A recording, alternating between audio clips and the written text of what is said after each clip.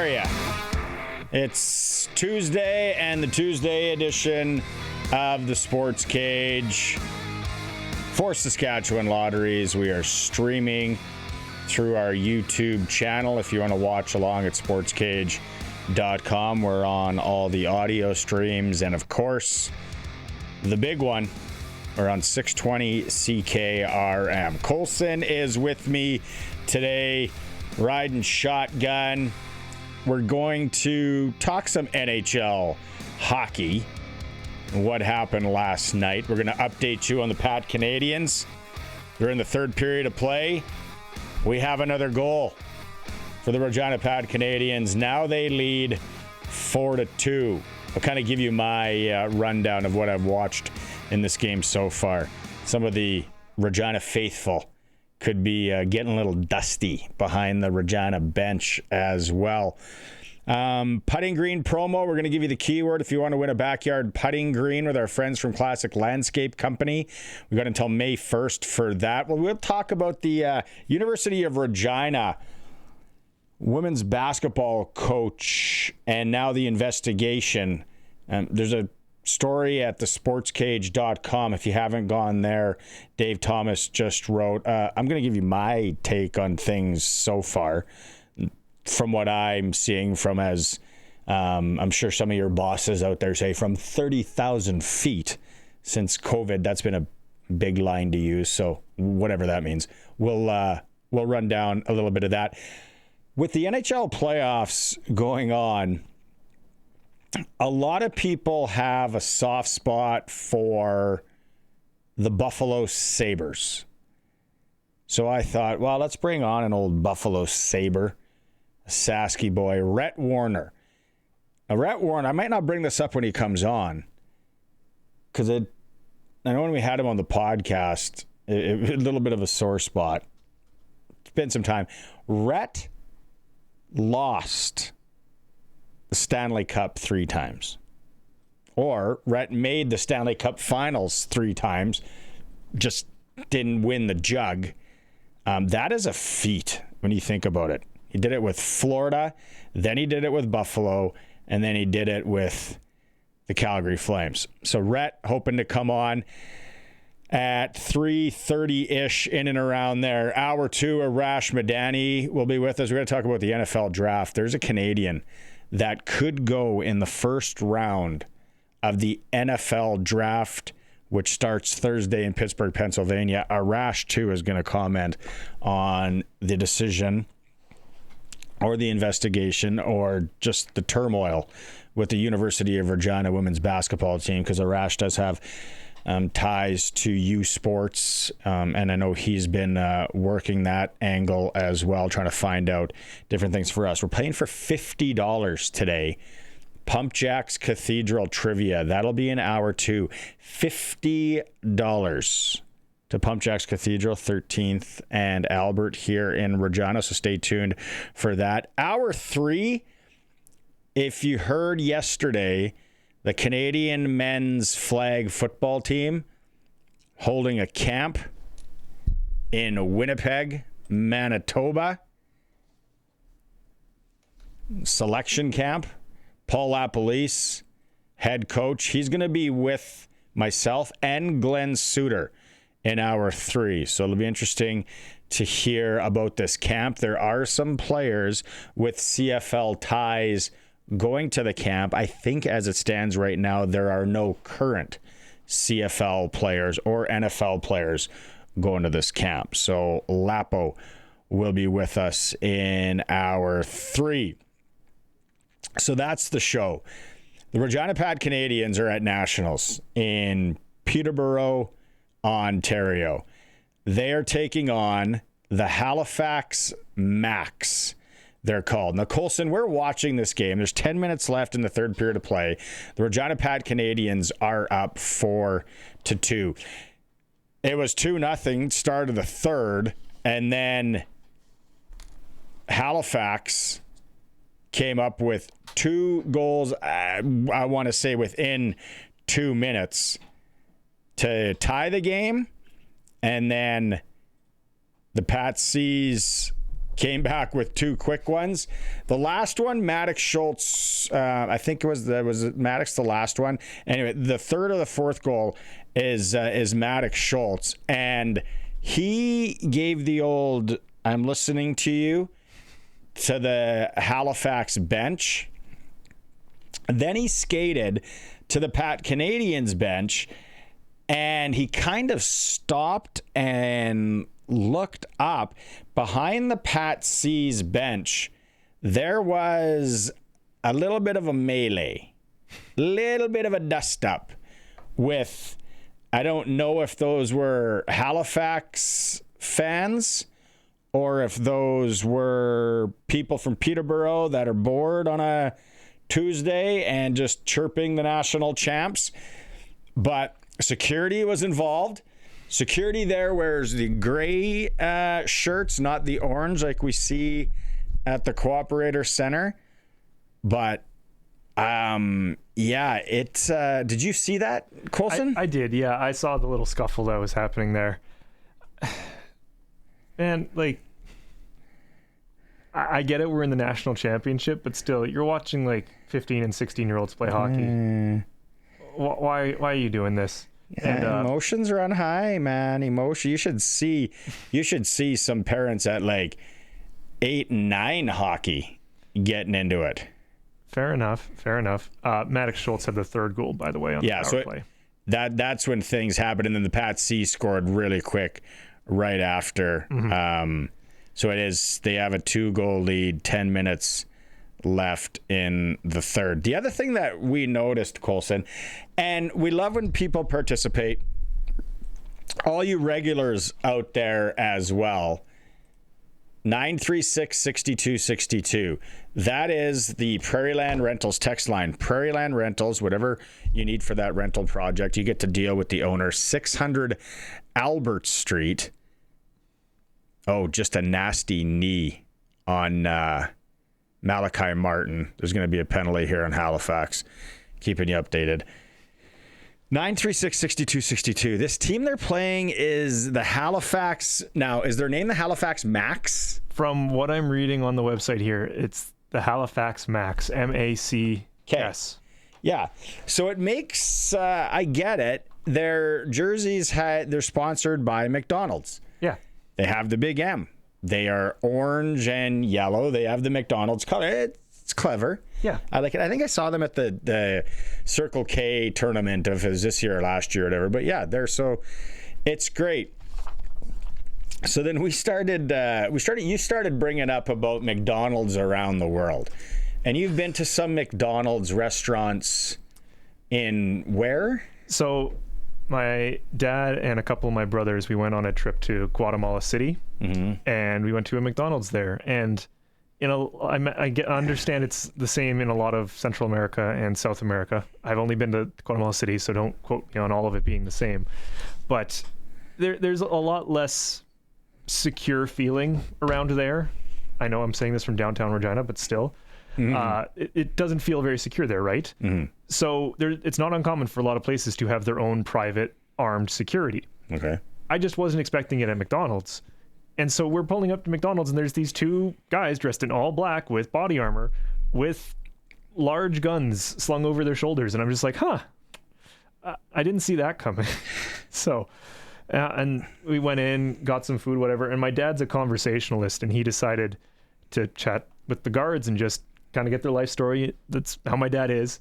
And somewhere in the conversation, he thought it would be funny if they handcuffed him. And so I have a picture of my dad handcuffed in a Guatemala McDonald's. There you go. So funny you say that, and then I start thinking, I want to say I've been to the McDonald's Albert and Vic here in Regina. Albert and Vic or Albert and Dewdney? Albert and Dewdney. Albert and Dewdney. Sorry, yeah. And I want to say there's security guards there. Now, not body armor, the picture that you've painted of the Guatemalan police. Yeah. But I want to say I've seen also the security guards at the one on 22nd Street in Saskatoon. And when we stopped at the Prince Albert, the one when you first drive into Prince Albert. So I think that security guards at McDonald's here have become more common. But yeah, that the picture that you paint about the heavily were they armed? They were armed, yeah. Oh, yeah. See, I don't think our Cowboys are armed, because we're not allowed to do that here in Canada. Yeah, no. Yeah, they definitely armed, multiple options. They definitely had some kind of main armament, whatever you want to call it, and then backup holsters and stuff. So yeah, it's a different world down there. What did you eat? What do you remember? Was the menu the same, similar, way totally different? Well, first off, this was 10 years ago, so things could be different. Okay. But we got like good old-fashioned McDoubles and fries and stuff like that. It tasted more or less exactly the same. Like, it was very consistent. So nothing super interesting. Here's maybe a question for 93662. And I know we did this last month, and we talked about the McDonald's orange drink. Mm-hmm. And we had people that messaged in being like, "Oh yeah." I think someone said they found it. One of our American listeners said they found it, and I'm like, well, I don't know. How about you send up a little liter of it up here? Let us taste it. But because we're way different demographics, what does McDonald's not have anymore that you would like to bring back? You asking me, or are you asking the audience? Is it both? I'm asking both. Okay. Start with you. So you're like a 90. So your first taste of McDonald's would have been early 2000s? Yeah, early 2000s. Man, that just seems like a couple of years ago to me. So I can't even help you. Yeah. I'm trying to remember, because what I do remember is getting Happy Meals, and I'd almost always get like chicken nuggets, apple slices, because my mom wasn't giving me all unhealthy stuff. Yeah. Their apple slices were good. I remember that. They do run a nice apple slice. I think they still have them. Yeah. Well, good. They need to keep those. Yeah. They also run a good milkshake, but that's not from my younger years. That's from my teenage years. See, I haven't had a milkshake at McDonald's in a long time. Used to crush them as a kid, probably too often. But I do try once a year, every other year maybe, if I do sling by McDonald's with the kids around St. Patrick's Day, I'm getting one of those St. Patty shakes. The Shamrock Shake. Shamrock Shake. Yeah. I'm getting absolutely. And I want like 3 sips, and then that's good enough for me. That's it. So that's okay. I think we have a few text messages already, people, about the McPizza. McDonald's pizza. Yeah, I never got that. I never got to experience that. How do we explain the McDonald's pizza to young Colson here? I can still taste it like it was yesterday. I didn't like it. I wasn't a big fan. It was convenient. So a lot of times you would go with a group of people, a team or whatever, and they'd be like, we just got everybody pizzas. I remember it was pepperoni and cheese usually, and I don't want to say it tasted like cardboard, but it had a real distinct slap together taste. But some people loved the McDonald's pizza, the McPizza. From what I'm reading here, only one location in Orlando, Florida still serves the McPizza. Is that in Orlando? I thought it was like in Kansas. From what I'm reading here on the McDonald's wiki. Is there a phone number? In break, I would call this McDonald's. It just says vaguely Orlando, Florida. It doesn't give me a specific one. Now, I'm just in Orlando last year. And as bad as it was, I would like to try it again. I would like to eat it again. Apparently this is as of 2024, so it did survive the pandemic. What happened to all those pizza ovens that McDonald's had? And because they were like different, they were quick. They got it in, they got it out. No name on the text line. This is funny because I was thinking about this with my kids a little while ago. The big breakfast. Mm-hmm. They don't have the big breakfast anymore. So that makes it. I'm the guy. I'm the absolute pigeon that orders Egg McMuffin at 4 o'clock or 5 o'clock in the afternoon. And then they go and make me park. And I'm like, yep, I get it. Because it's fresh. So they serve it all day. The all day, somebody's like all day breakfast. Well, I don't remember all day breakfast up here totally. Dean says, I was at McDonald's in both Hawaii and Japan. Gross. In Hawaii, they have McSpam. And in Japan, McTofu. And it's Dean in Regina. I think I'm going to pass on those ones. From what I can see, the big breakfast still goes at McDonald's. I don't know why they're not. That's still a thing. It's like a sausage patty, scrambled eggs, an English muffin, and it's like in a hash brown. Hash brown used to be in the styrofoam container. Yeah, still a thing from what I can see. They don't have the styrofoam anymore, though. Well, maybe not that part of it, but the big breakfast. We got a few other people saying wish they would bring back the pizza. Oh, the apple pies. They replaced them back. Remember the old apple pies out there in those little cardboard boxes? And it would always be too hot. You'd burn your lip. Not that I was a big apple pie guy, but I had a few times. Yeah, so a couple of you remembering the apple pies. 936-6262, Prairieland Rentals text line. We got onto that because the Pat Canadians are up 4-2 on the Halifax Max, which are sponsored by McDonald's, with 2:54 left in the third period. NHL playoffs last night. I tried to watch as much as I can. I don't know if any of you are Ottawa Senator fans. I'm gutted for you. You guys deserve to win that hockey game.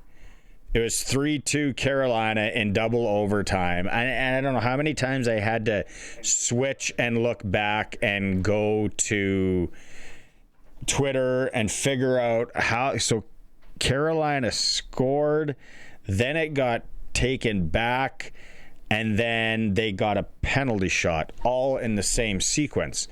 And what? Okay, and then as you see, okay, yeah, that does make sense. It was offside, so the goal shouldn't have counted. And then Martin was hooked down, penalty shot, which he missed, and then it continued on. Stützle for Ottawa, how many chances did he have to win that game for the Sens? Like, Timmy was buzzing. He ends up with no points on the night, but yeah. So they move back to Ottawa. They're down 2-0. That was game one last night. I watched very little of the Flyers Penguins. I'm hearing, I didn't watch enough of it. It does sound like Sidney Crosby, or it does look like Sidney Crosby's dealing with some sort of injury, or he's not not 100%. The Flyers win 3-0.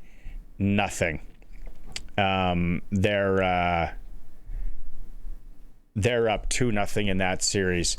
If you would have told me that, I don't know if I would have believed you. I didn't know that series as well. Again, I think it's if the Flyers and Anaheim make the Stanley Cup final, I'm in trouble.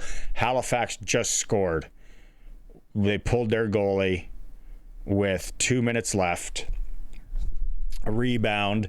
Benny Meyer sprawling out, but Halifax has scored. So it's 4-3 with now under 2 minutes left in the third. Halifax isn't going away. They are playing. They're playing this tight. 2 minutes left. Ducks and it's Wild and Stars last night. I didn't watch any of this one. 4-2. Stars win. No, I did see. Sorry, I lied. I did see the fourth goal for the Stars on that one. That series tied 1-1. And I watched front to back the Ducks and Oilers. And all right, Oiler fans, how you feeling today? You win a game without McDavid getting a point. McDavid was good. McDavid's of course going to be good, but you got contributions from there. Do you have the Savoy? He's having a series. They scored late. Oilers scored late. I thought we were going to overtime. Great play on the winner. But I think the one thing, not an Oilers fan, but I'm loving what they're getting from Matthew Savoy. No points again last night, but he's playing up. He's playing down. Podkolzin, 2 assists. Kasperi Kapanen, Mr. Playoff guy. He's got his Fernando Pisani mojo going. 2 goals. And then Jason Dickinson, 2 goals as well for the Oilers. Here was Matt Savoy, former Moose Jaw Warrior, after the game. How did it feel to come out that time up to that crowd? Exciting. Obviously for me, getting to grow up and watch them and be a fan of them, to be on the other side of it now, it's really special. What are your early observations about how the game changes in the playoffs and some things you're going to have to kind of figure out and adjust to? Yeah, I think momentum's obviously a big thing in the playoffs. It can switch really fast, and I think, not getting too high or too low within the game and continuing to just stick with it. I thought our group did a good job of that yesterday, and just stuck with it and found a way. There's no way you guys underestimated the Ducks' ability to come back, especially having played them in Anaheim. I guess just your thoughts on that second period and how kind of you guys were able to regroup it up there. Yeah, I thought, like I said, our group did a really good job regrouping in the third. Obviously, in the second, they were able to get momentum and have their push and get some extended zone time. But I thought that didn't really defer our group. I thought in the third we were confident and we got back to our game and we were able to find 2 there. Is that something that that they have in them, that they're... Yeah, so Matt Savoy having a night for the Oilers. Again, no points. Played well, though. It was Kasperi Kapanen and Jason Dickinson's night for the Oilers. But I did sprinkle Leo Carlsson to get 2 points in the game. Leo, my boy, 1 goal, 1 assist. So did hit a little bit. Okay, the game is over now in Peterborough. The Regina Pat Canadians have beaten the scrappy Halifax Max 4-3. So they're 2-0, take on Waterloo tomorrow. We'll talk more about that as we go along here. Western Pizza guest hotline quick.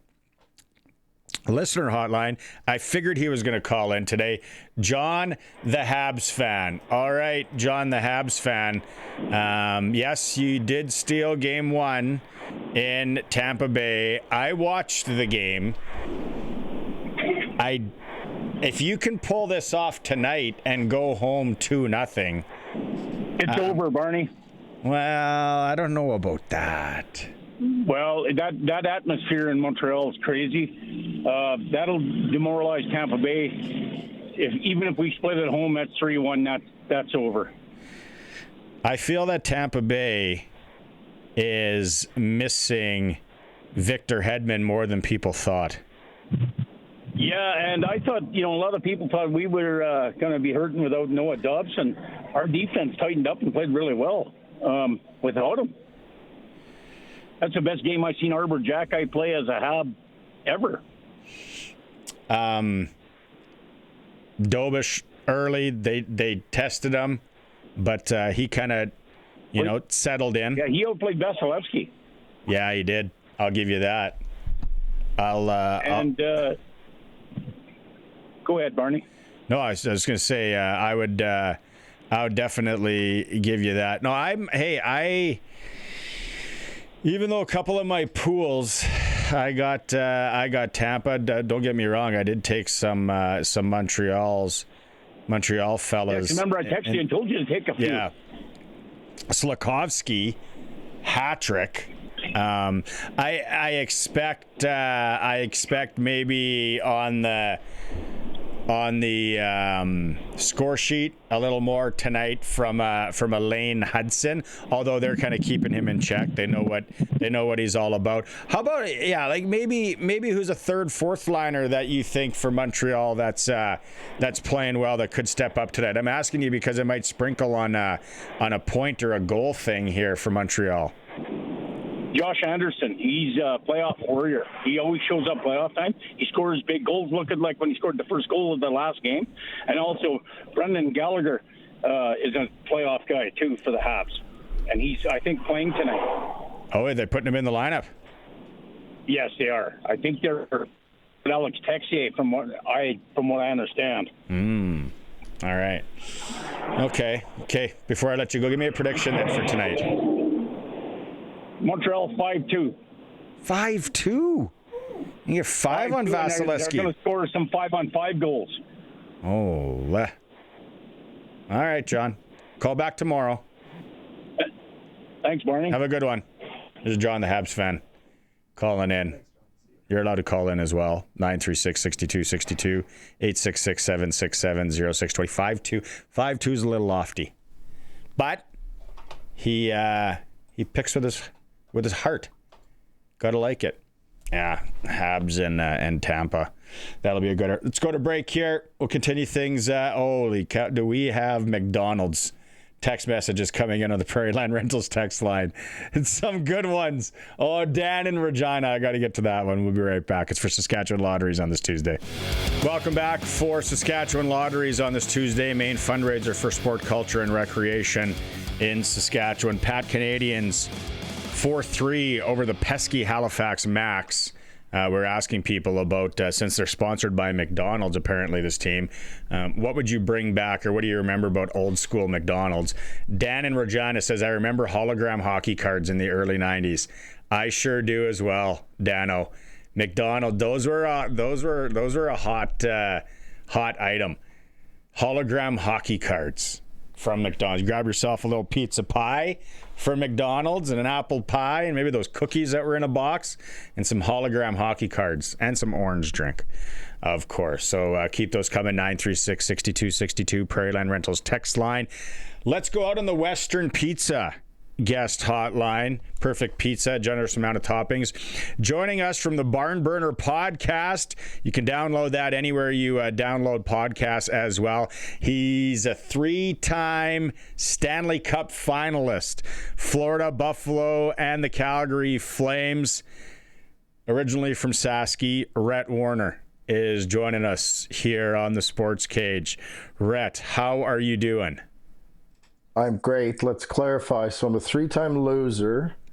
My favorite thing about McDonald's was when my buddies worked there, and I'd go there at the end of the shift, and we would clean up just bags and bags of the stuff. Just calorie dense, very dense in the calorie department. Let me guess. It was the 51st Street? The 51st Street one in Saskey and Stewart? 51st, yeah.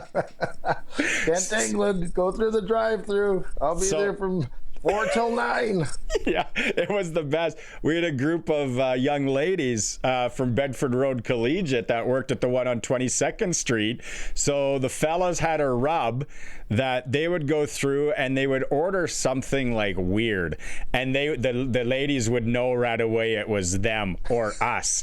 And they would just load up these bags. And it was like, you knew it was so wrong as a kid, but you're not going to say no. You can't say no to free food. It was necessary. We didn't need much at my house. We were poor and couldn't get through. So. Oh yeah, sure. And Western Pizza is just down. Western Pizza is 3 blocks away, and I'm eating it. Well, probably too much of that too. Oh, classic, yeah. So safe to say you're a Buffalo Sabres fan this NHL playoff season here? 100%. Love the town, love the team. Hate myself for not going on Sunday. I text a buddy. We were talking about going. Oddly, he's a Sabres fan from way back. We were thinking about going on Sunday and kids and events and stuff. Didn't go. Halfway through the third, I said, thank God we didn't go to this game. And 3 minutes later, said, damn it, what were we thinking? We should be there. So it's great, great for the city. How far do they have to go before you're booking a flight and then you're going? Like, is it this series? Is it next? I'm praying that Montreal and Buffalo get through and meet in round 2, and I'm going 100%. My old man is a diehard Habs fan. And my wife's from Buffalo, and my kids, we lived there for a couple winters, so it will be a guaranteed trip at that point if both of them get through. You might want to take in both locations. Would be. That's part of the thought process. It ain't far of a flight or a quick little drive. Even it's not too bad. So there's nothing better than a game in Montreal, although I think game 1 in Buffalo would have put up a fight. Get the kids on the Via. They probably haven't taken the old train. A nice Via twirl. No, they have not done that. So another life experience, even better. What a comeback, though, right? Because that game, it's like, well, it's too bad, and the crowd's booing, and they're starting to get on them, and then 4 goals in 7 minutes and 58. Like, that just doesn't happen in the NHL playoffs, Rhett. It doesn't happen in the playoffs, and it doesn't happen that a team turns around because they fire the GM and become one of the best in the league. I've never seen that either. So I was actually disappointed in the fans for booing. I understood the frustration. The power play has been terrible, but it's 14 years. You don't say anything at all at that point. Just let the boys try and figure it out. But then they turned on the Jets, and the boys played well. So I can't decide if... I think Boston's a hell of a team too, so I think they're up against some tough competition. What do you like about this Buffalo team? Maybe Tage Thompson. We know some of the big names, but just how it's built. What do you like about this team? I like the captain because I think he's a bit of a D, and I think he gets in people's faces, and I think he plays hard and he plays rough, but I think he plays the right way as well. He wants to win, so. I like the captain. I think the captain's kind of starting to put an imprint, and that's Rasmus Dahlin, for those of you that don't know. He was getting beat up and attacked by Malkin this year. He had Tampa Bay pissed off to no ends. So I think he's kind of setting the tone, and they're taking on a little bit of that persona. But the kids, I mean, and they're all kids, really. They're just playing fresh and fun. And the other thing I like is my old coach, Lindy Ruff. I was with him in Florida. We went to the final, and then he was the head coach in Buffalo, and I got nothing but good things to say about Lindy. Okay, because that was my question. You were with them for so long. You had him for so long. And a lot of times guys don't like coaches, and you've seen it. Maybe you've been through it. But Lindy, like, what did you – where were you guys in sync? Wow, it changes over the years too, because in Florida he was the assistant coach. He was almost still a player, where he was joking around with guys. He was the fun cop. Yeah. And when I first got to Buffalo, he still had a lot of that fun cop stuff. But the more you're in that coaching, and the more stress you have, and the less fun cop there is. So he does a really good job of system stuff. He's really good at motivating. Because he played, I think he can relate to the guys, even though it was a while back. I still think he understands what the players are going through. And I really liked his personality. We get along great. He was wonderful for me. When's the last time you talked to him? I think he's mad at me because I went into this was probably 14 years ago when he was still coaching in Buffalo. It's not the last time I saw him, but I went in. I was retired and they were running a practice, and I went in and he said, "I can't believe you didn't tie up Mario Lemieux on a backdoor tap-in game-tying goal in round 2 in 2001. And I'm like, good to see you too, Lindy. I really missed you. The 14 years thing, and we've been watching it from afar. Why? Like, was Buffalo kind of in the same boat as Winnipeg, where, guys don't want to really come there? Guys didn't really want to go to Buffalo. Obviously, Jack Eichel, one of the big names that left. Why has it been so hard? Is that somewhat of a similar situation for what Buffalo's faced? I believe so. The biggest thing was when you tank as hard as they did for McDavid and you don't get McDavid, that changes your whole trajectory. Like if they had McDavid in the ranks, it would be a different world. So that was basically their whole game plan, and it didn't turn out. I think they mistreated Eichel to a certain extent. I wanted a newer, better surgery, and you were against it. There has to be more to that story. It doesn't make any sense to me. But I think it was just, I remember when Mr. Pagula bought the team, and it changed from, so backstory. I played for the Sabres, and we didn't have an owner. And the league literally had to come in and say, you're going to get paid, you're still going to fly, you're still staying in the hotels, you're still, and we were getting like meatball subs and salt and vinegar chips in between games, but we were still playing. And then Mr. Pagula buys the team, and I think he came in and said, listen, we're not a cheap team anymore, let's spend some money. And I think it was just a world of difference for Darcy Regier was there, and he tried approaching it differently. He had such tight shoestring budget that when the paychecks were being written, it was just kind of like, oh, I'm sure we'll pay this guy. Yeah, we'll pay this guy. Well, then you get into bad contracts and it ties you down. So Mr. Pagula and the team has taken a lot of heat in 14 years, rightfully so. A lot of bad luck, too. It's Buffalo sports. They're used to bad luck. It's what happens in Buffalo when you cheer for a sports team. But 14 years was a little bit extended. So and they were never picking. Sorry, don't finish the other thing. They didn't get McDavid. Their other two first-overall picks, I think Darlene's one hell of a player, and I think Power can be a good player. But that's different than getting Bedard or Celebrini or, again, McDavid, right? Like, when you go first overall, and this isn't a slight, but they're kind of second-tier first overall picks, that changes things. You talk about the subs and the salt and vinegar chips. So were they skimping on where you guys were staying back then as well? No? Okay. No, I think that's even written into the CBA. You got to stay in certain star hotels. So, but the food was definitely they were cutting back on the grub. The Never Hungry League, that wasn't us anymore. Rhett Warrener's joining us on the Western Pizza Guest Hotline. Florida, Buffalo, Calgary. You've been to the Stanley Cup Final 3 times. Amazing run.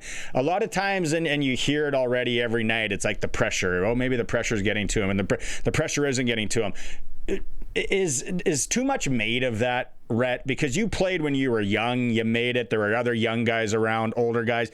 Like the whole pressure, is it just, sometimes the guys got the mojo going and things are just working? Is the pressure narrative used too much? I think it's an easy excuse or whatever you want to call it. Most of these guys have played in tons of pressure situations their whole lives, and so they either rise up to the occasion. Not to sound arrogant, I never felt the pressure. I would say the only time I felt the pressure was going into Game 7 of the Stanley Cup Final. Like that one got to you where you were losing sleep. But going into Philly for a playoff series, I wasn't feeling pressure. I thought it was awesome. The fans wanted us dead, and we were like, no, we're going to kick your... And we did. Yeah. Anyway, so there is, but usually that pressure is baked in and you've lived with it your whole life. So I don't know why Game 3 in round 1 is any harder pressure than Game 1. We're trying to make an NHL team, if you know what I mean, right? The 99 trade from Florida to Buffalo, like how does that go down? And then what's that like, the initial getting to Buffalo? What? How does it go down? As in, what was I doing, or who was part of it? No, that was part of it and all that. Well, I didn't think I was going to get traded because Florida had traded Jovanovski that year for Pavel Bure, and so I didn't think they'd be dumping another young defenseman. And then, but when Lindy Ruff left Florida and went to Buffalo, I'm like, oh shit! If I go anywhere, that's where I'm going. He likes me. This is no good. But typical Florida, I had gone home from practice and I was going to go grab my golf bag and hit the golf course. And that was back in the day. You had a cell phone, but no one used it. And Brian Murray was phoning the house relentlessly. And oddly enough, I happened to look at the call display button or whatever the hell it was, and I'm like, well, that's from the rink. That's weird. So I gave it a couple minutes, and sure as shit, he called and said, we traded you to Buffalo. I'm like, oh, great, of course. And then next thing you know, you're off to the airport, and away you go. You really don't have time to sit around and digest it. I was in Detroit. I flew to New Jersey and met the team after they played, and then we ended up, we were in Detroit by the time the day was over. So it was for Mike Wilson and a draft pick. The draft pick turned out to be going back to Buffalo, me and a draft pick for Mike Wilson, and the draft pick turned out to be Ryan Miller, so the Sabres did damn fine on that trade. Oh, what was your initial thoughts of playing in Buffalo? Honestly, I wasn't too excited about it, but they were immensely better than we were in Florida. Beezer had left, and that cup run special unit that we have, it was older guys and it was a bunch of muckers, but we were really tight and played hard together. It had kind of been dismantled in the hopes of getting younger and better. Took a long time for that to happen, but the greatest thing was, I still remember we were playing Ottawa in round one, and I'm looking around the room and I'm going, well, that guy's average and that guy's average and that guy's pretty average, and we're playing against Ottawa, who has all these stars. I'm like, oh. And then I turned my head and there was Hasek, and I'm like, oh yeah, we got that guy. And so we had Dom, and Dom was huge. He was as good as there ever was. You scored a goal in that 1999 playoff run. Do you remember it? Can you take us through it?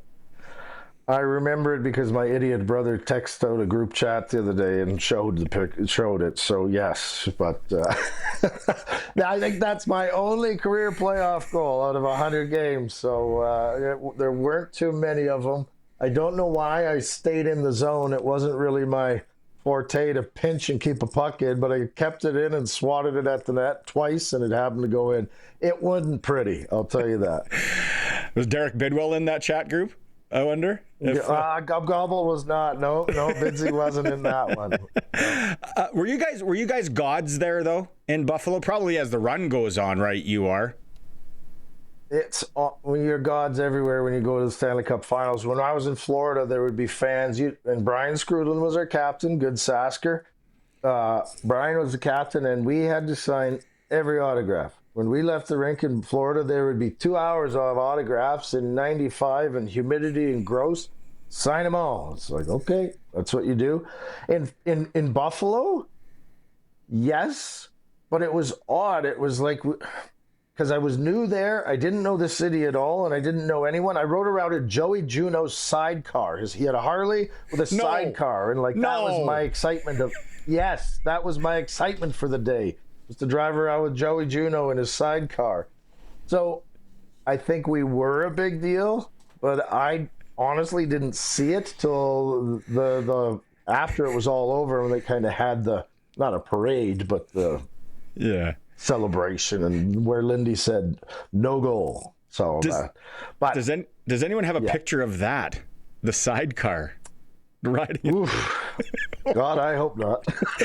Yeah, no doubt. Okay, shifting for Buffalo, Eric Francis comes on twice a week with us here, and we were chatting the other day about the Calgary run that you guys make, and then he told the story because he just talked to Dion Phaneuf about young kid Red Deer. He was done. He brought his bag to Calgary and he was going to sign, and it just never happened. It couldn't materialize. Eric thinks that if you guys have a young Dion Phaneuf in that run in 2004, he makes the difference. I said, I don't know, Eric. What? And I said, oh, hopefully I'm going to talk to Rhett. And he said, you ask him what he thinks. That's a second place trophy. I'd have a first place trophy if Dion had played. Really? And I believe that. Young? I've said it for years, because Dion was not of the. Well, you can look at his rookie numbers and how he impacted games when he stepped into the league. He was not going to be intimidated. You talk about pressure. He wasn't worried about no pressure. He had full confidence in himself. And Gauthier was out. Regier was hurt. We had so many guys on the blue line. I was playing 22 minutes a night. I am not a 22-minute-a-night, every other day defenseman. I'm 18 on a good day. Anyway, Dion would have come in. He would have ran Marty St. Louis. He would have ran Brad Richards. He would have ran Vinny LeCavalier. And he'd have taken off Happy Boulin's head with a slapper or a one-timer. So I'm being cheeky about it, but I do believe if Dion comes in and plays, we win. I really believe it. I've said it for years too. I think it was terribly short-sighted of the organization not to get him in the lineup. Jeez. And maybe on their behalf, easy to do. Kid out of junior, what are we going to expect? But when you're pulling Brennan Evans in off his car in the middle of nowhere, he didn't even know where his hockey bag is. I'm pretty sure he could have contributed more than Brennan. And Brennan played awesome for us. It's not a shot against him. Wow. Okay, I'm glad I asked that. That's really interesting. How much do you hate the Oilers? Oh, infinitely. My brother was an Oilers fan when I was young. From the time I was little, I can't stand them. Hate the Oilers. Yeah, because I messaged you about the Saskatoon Barons, and you're like, well, the same colors as the Oilers. I hate them so much. No, I've hated them my whole life, and then I came to Calgary, and it was the Battle of Alberta. I'll tell you, that's one series I wish that I got to play, though. I think that would have been a lot of fun to be able to say you played in the Battle of Alberta, but no, I am not an Oilers fan at all. Nope. And when we had you on the Monday Nooner podcast, I never asked you this, and I've always wondered this, because you were a 76, 77, so I'm Sopel's age, and they always split you guys up with the Raiders. So I think you're Jeff Friesen's age, like Metal Lake. Like, how good was he? How good was he as a young kid? Like, oh, that guy ran it. But I want to know. It's born in Shaunavon, and then I think you spend time in Frontier. What takes mom and dad, or what takes you guys to Saskatoon, to the north end? Born in Shaunavon because there was a bloody hospital there. There wasn't one anywhere else that I was gonna. It was that or the barn. So grew up in Frontier. And for all you parents that are hockey nuts and you want your kids to get ice time, go live in a small town. You can get all you want. You're gonna get hours and hours. I signed up for hockey in kindergarten. They said, "Who wants to play hockey?" I put my hand up. I thought I was gonna get in shit from my dad for signing up. The next thing you know, I was on 3 teams because there weren't enough kids. So ice time galore. You get all you could ever want in a small town in Saskatchewan. And then my dad worked for Frigstad's, and Frigstad Farm Manufacturing. They went under in Flexicoil. The Summick family, they bought it, and we moved to Saskatoon. Yeah, Flexicoil. What a run. What a run they had up there. Does Summick still land their plane at Christopher Lake? See it come in. Oh, yeah, Big Burke. I got to get him. I want to take Mom on that flight. She likes those. And then lastly, 50 this year. What do you got planned? You got to have something good planned. Well, maybe I'll go to a Sabres game. I keep saying that I'm a spontaneous guy, so I don't like making plans. And one day I'm just going to wake up and say, "Hey, this is what we're doing." So nice. I have not done anything too exciting to date. Yet to come. Right on. Rhett, thanks so much for coming on today and having some laughs with us. Barn Burner. It's going well, by the way. I listen often. I like listening to you guys. Well, I appreciate that. Thanks for having me. It's always nice to talk to some good old Saskers and be seen and heard. Let's go Riders. Corey Mace, my boy, Buffalo Bill. Go get him. There we go. Right on. Okay, take it easy, Rhett. Thanks again. You can catch him on the Barn Burner podcast. It's a great show with Dean Boomer Moldberg and Ryan Pinder as well. Anywhere you listen to it. That was a lot of fun. We'll go to break here. It's the Sports Cage for Saskatchewan Lotteries, streaming through our YouTube channel at sportscage.com.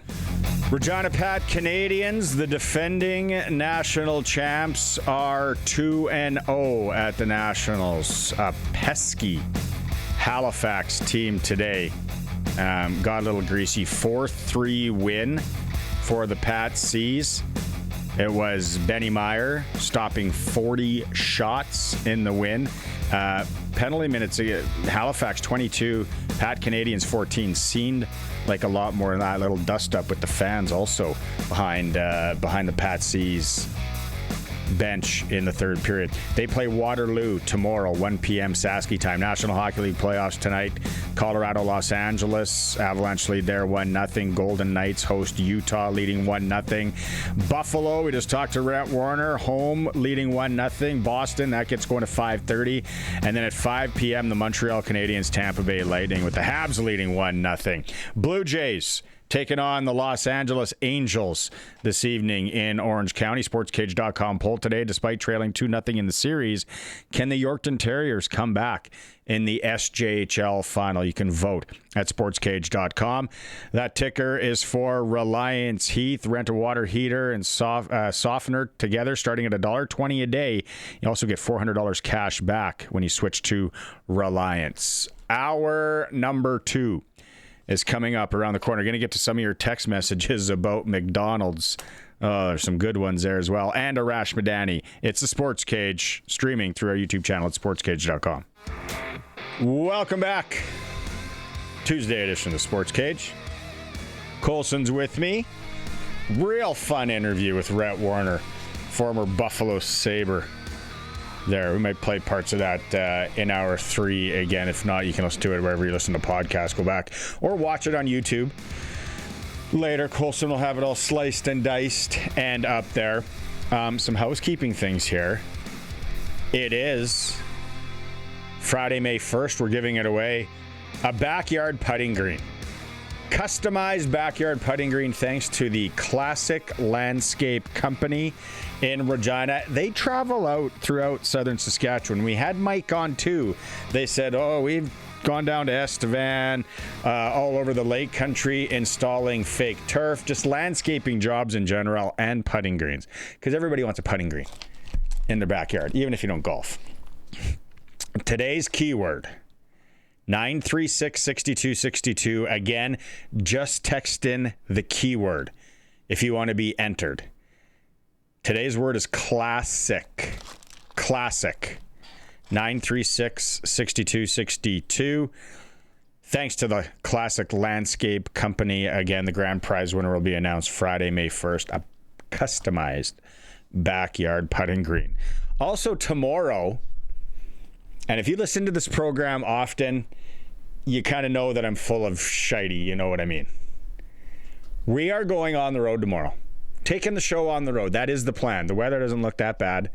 Curtis is loading up the truckster. He's putting tables and cords and headphones and stuff like that. We're going to Yorkton, Saskatchewan for Game 3 of the SJHL final.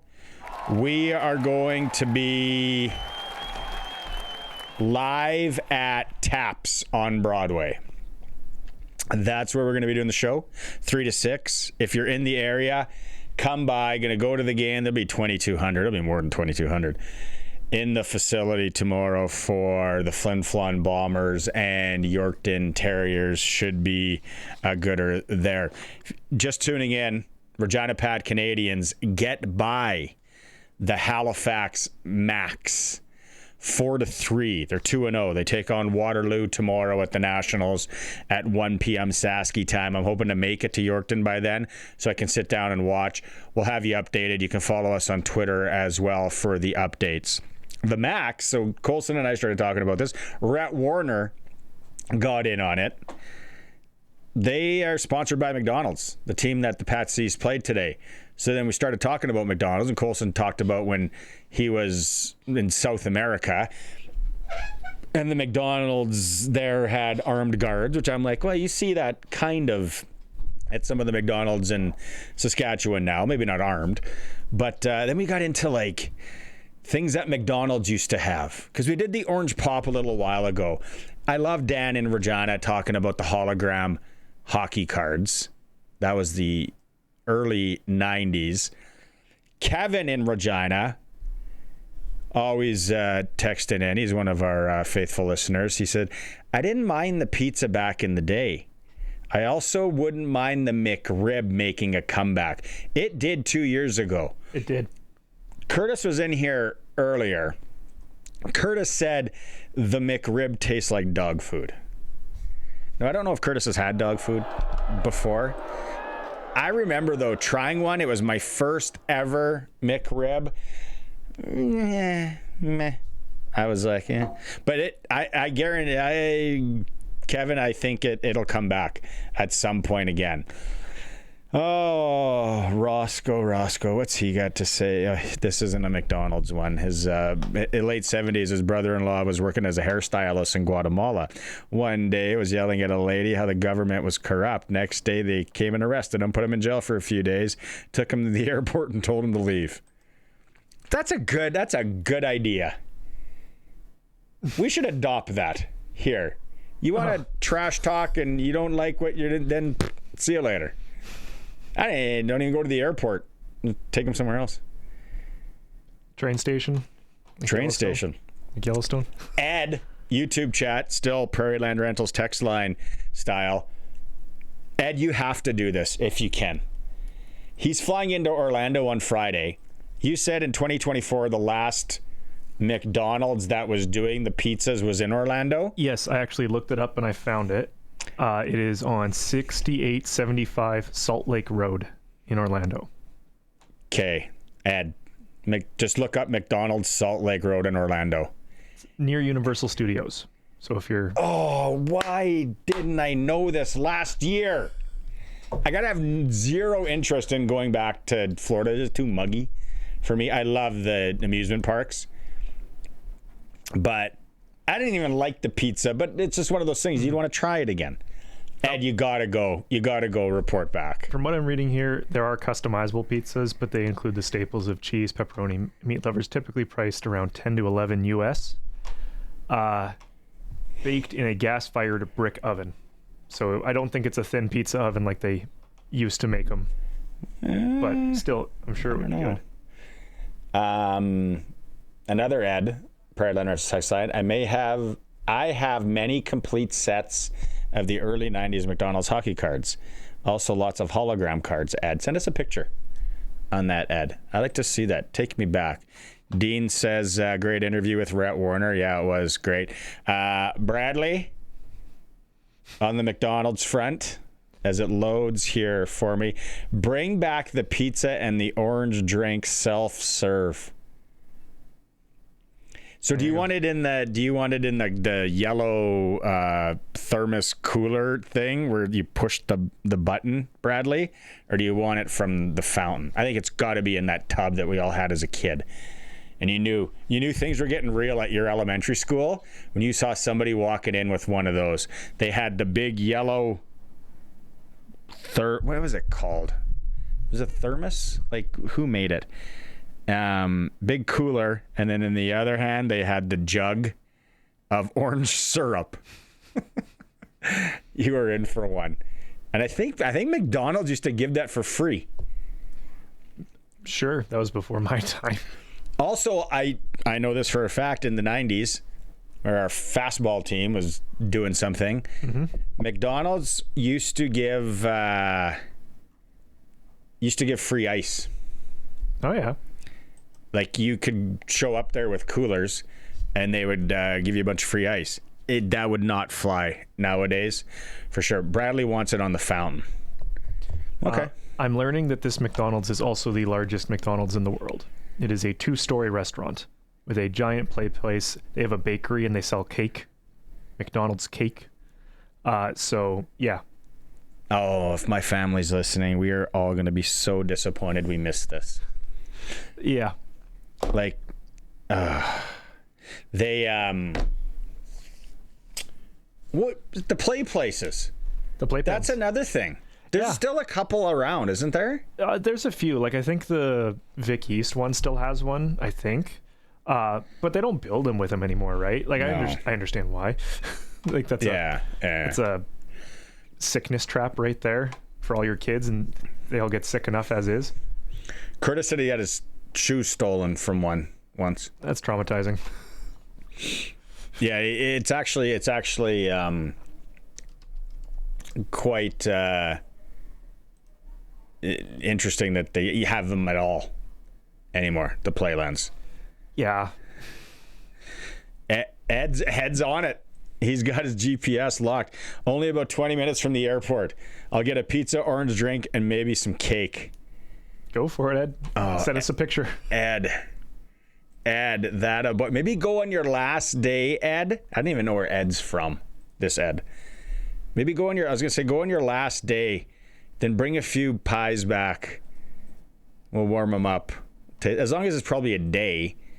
I'd eat anything a day. I guess refriged. Still be okay though. Jeez. Regardless, Ed, you got to do it. You got to do it. Oh. Did Dean just send a picture of? Yeah. I'm working on it. Yeah. There it is. Like, Colson, you have no idea the big yellow McDonald's cooler. Yeah, what's the correct term for this thing? Cooler's probably what I would go with. No, I think there's another word for it. Like, people have water cooler? No. Water cooler, beverage cooler. Yeah, that's it. Like, that was juice dispenser, maybe. Your life was gonna be real good if one of these bad boys started walking into your elementary school. Sock hop or a fun night or something like that. Oh man. McDonald's chat 936-6262. They're a sponsor. We can give them some love. Also, don't forget SportsCage.com and the Classic Landscape Company giving away a putting green. Today's keyword classic. We have trivia coming up still in this hour for PumpJacks Cathedral for $50. We could maybe pivot on the trivia. I'm thinking about something here as we go along. But it's that time, and I know the NFL draft is coming up close. They're coming up quickly here. Let's go talk to Arash Madani. It's time to go coast to coast with Arash Madani for Smart Investing Solutions. Be smart with your money. Call Brian Gawley at Smart Investing Solutions, 546-2533. Okay, Tuesday for Brian Gawley. Arash Madani is with us. How's the week been so far? We've got bipolar weather. The last time we chatted, it was like 4 feet of snow in Regina, and today it feels like I'm in Venice Beach. Oh, really? Oh, no, yeah. We're still... They said spring started a month ago. I think Toronto missed the memo. I'll tell you that much. Oh, is it really? The longest winter ever. Just been forever. Well, we're getting snow allegedly and some other stuff later this week, so things are bipolar. Hey, let's get into this because it's for some people it's not that big of a deal, and for some it's huge. The NFL draft begins Thursday in Pittsburgh, Pennsylvania. There's a Canadian. You know what's amazing? Before we get into it, Barney, you know what's amazing about the draft? They're going to put 100,000 people in the street to watch dudes walk across a stage. Yeah. There's 3 NBA, 3 NHL playoff games on Thursday night.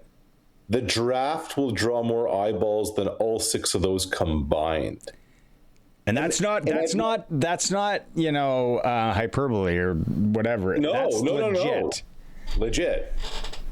And like of the top 100 most viewed television programs in 2026, like games, the Oscars, elections, the Waltons, all of it. This is one of them. And I was trying to think earlier today, why is it all of this? And I think the draft represents hope. Like, your team isn't going to lose on Thursday. This is a lottery ticket. Could this be our savior? Is this the next Tom Brady? Is this the player who's going to tip the fortunes of our franchise?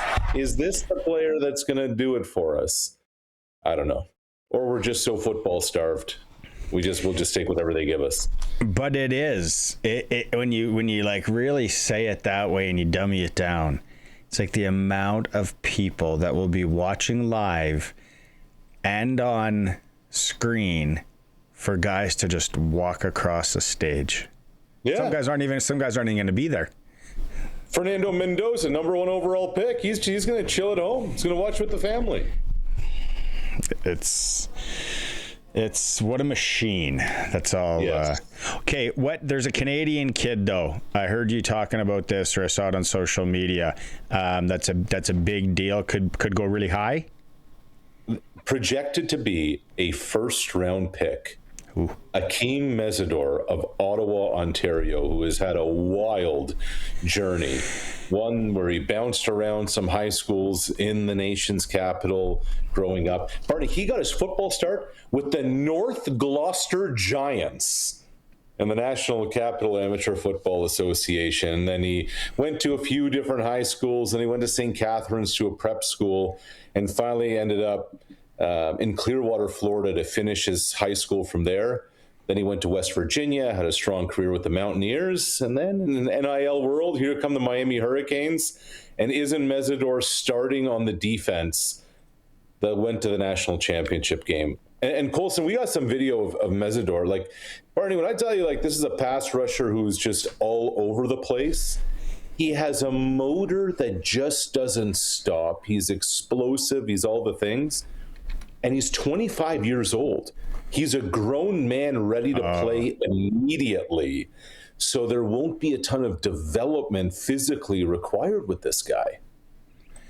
Is there a mock draft that says where he might land that could use his services?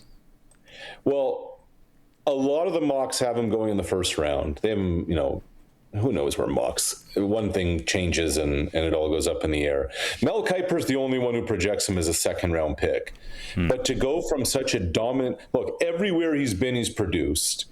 And I was listening, he did an interview with Luke Wilson on Luke's podcast the other day, and he said, every single decision I've made of where I'm going, what I'm doing football-wise, was with my career in mind. So he's very driven. He's back home in Ottawa. He was doing a little circuit, a media junket today with one of the local Ottawa,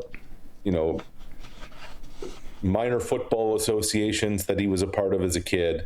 And he's going to get his moment, and he's going to get a chance to make a real impact. Like, this isn't somebody who's going to be a rotation player or anything else. The team that drafts him is going to expect big things out of him, and quick. What about his CFL rights? Well, today the CFL, is part of their whole scouting CFL Draft advisory scouting bureau, has Mesidor first overall, which in some ways is understandable because he's by far the best player available. Yeah, but when he goes in the first or second round of the draft in the NFL, there's not a real high percentage chance that we're going to see him north of the border unless things don't work out for him, which is unlikely. You never know, injuries, whatever.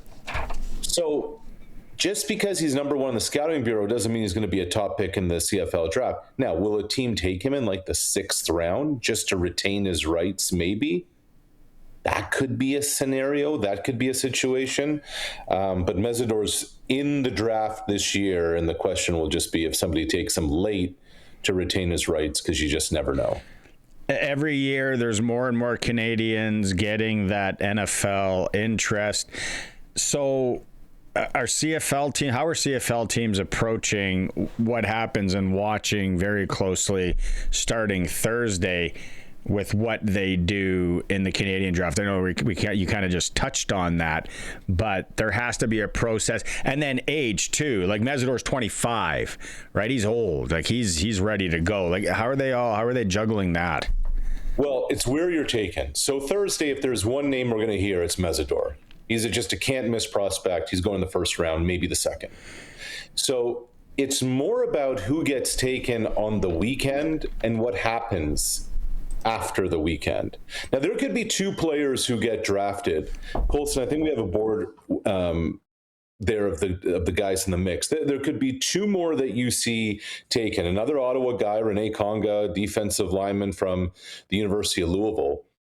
And then Logan Taylor from my neck of the woods, Barney, like a fishing village, Lunenburg, Nova Scotia, is at Boston College. Bill O'Brien loves him, recruited him to BC. These 2 may end up getting drafted, Taylor and Conga. Well, what does that mean? Well, they're number 2 and number 3 in the CFL Scouting Bureau right now. If they get drafted in the NFL, their stock plummets in the CFL draft for the same reason Mesidor's did. Now, there's also another kind of layer to this, and that's what happens at the end of the draft. There's a bunch of Canadians in this mix, but there's another handful. There's 4 or so who could be undrafted free agents. In that whole, once the 7 rounds finish, there's 3 other dudes. A Rohan Jones from Arkansas. He's originally from Montreal, played tight end with the Arkansas Razorbacks. There's another Louisville player, a rush end from Ottawa named Wesley Bailey, and Albert Reese. Now, if a team comes to an agreement to sign them to an undrafted free agent, that will drop their CFL draft stock a little bit, because when a CFL team drafts a player, they just want him in-house, especially if it's going to be a first, second, third round pick. Now, who knows when Albert Reese, an offensive lineman out of Mississippi State who's from Edmonton, what happens if Albert Reese goes to, I don't know, comes to terms with, say, Kansas City, a Buffalo, it doesn't matter who, Carolina. Once they're in that building in minicamp, how long are they going to be in the NFL machine? So that's why, as a priority free agent signing, CFL teams are really going to be paying attention to who's an undrafted free agent that may sign, because that's going to change their board in terms of where they may draft those players. The draft as a whole, Canadians aside, what are you intrigued about? I'm interested after Mendoza when the run on quarterback starts. Like Ty Simpson, everybody believes, from Alabama, is the number 2 quarterback in the draft. Orlovsky says he's number 1, but I think Orlovsky just likes to say things for headlines. But there's a bunch of other dudes out there, a Garrett Nussmeier. Where do they fit into the mix of all of this? And then our team's going to be hesitant because in 2027, they say the quarterback class is going to be much better than this year. Mm-hmm. So when the New York Jets traded Quinnen Williams to the Dallas Cowboys, they got a first and a second, but they told Dallas, hey, we'll take your second round pick in 2026, but we want your first in 27, because that's when we feel the quarterback class is going to be stronger. So that's going to be an interesting one. And then just running back value. Jeremiah Love, where does he go? Yeah, the running, Love, and everyone, it's like, oh, don't take running backs, and then now all of a sudden it's like, no, but you got to take him. So I'm not like right entrenched in it all, but I'm following it enough. The other thing too, which I find is just so funny, and the draft being in Pittsburgh, it sounds like Mike McCarthy and Aaron Rodgers had a get together in Los Angeles or somewhere fancy on the left coast, and it does sound like he's coming back. It's like, why does this guy have to do this? What is his I never did watch the Netflix. I just couldn't do it. But I'm like, buddy, just let him know you're coming back to play. And it's interesting, Barney, for all those years, it was a will he or won't he, and what retreat is he off to? What darkness is he trying to find? And everybody was kind of waiting with bated breath, what's Aaron Rodgers going to do? Now less and less. It's never been quieter in an off season. It's like, Aaron, you don't matter as much as you thought you did. There's very few people who care about you anymore. I mean, it's become very obvious. And that division. Man. That's legit. Yeah, it's legit. Okay.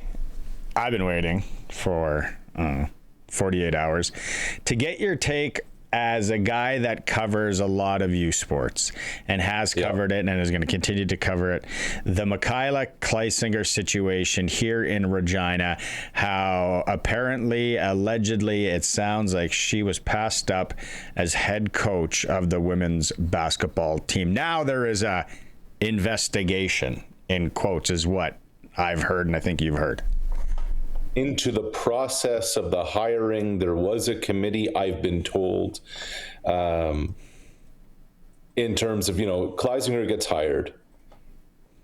terrific player at the U of R, like an outstanding player, then an assistant coach for a while, and then gets the interim title for a season, goes 18-4. On the surface, all of this says no-brainer that they're going to give Kleisinger, they're going to hire Kleisinger, and the keys will be hers to the program. Now, I've heard a few things. One, that they had a full committee. This wasn't just an individual decision. It was a committee interview process. They had a couple of hours of technical questions, technical presentations with each coaching candidate, and a few hours of another presentation. And apparently the person who they selected absolutely blew them away.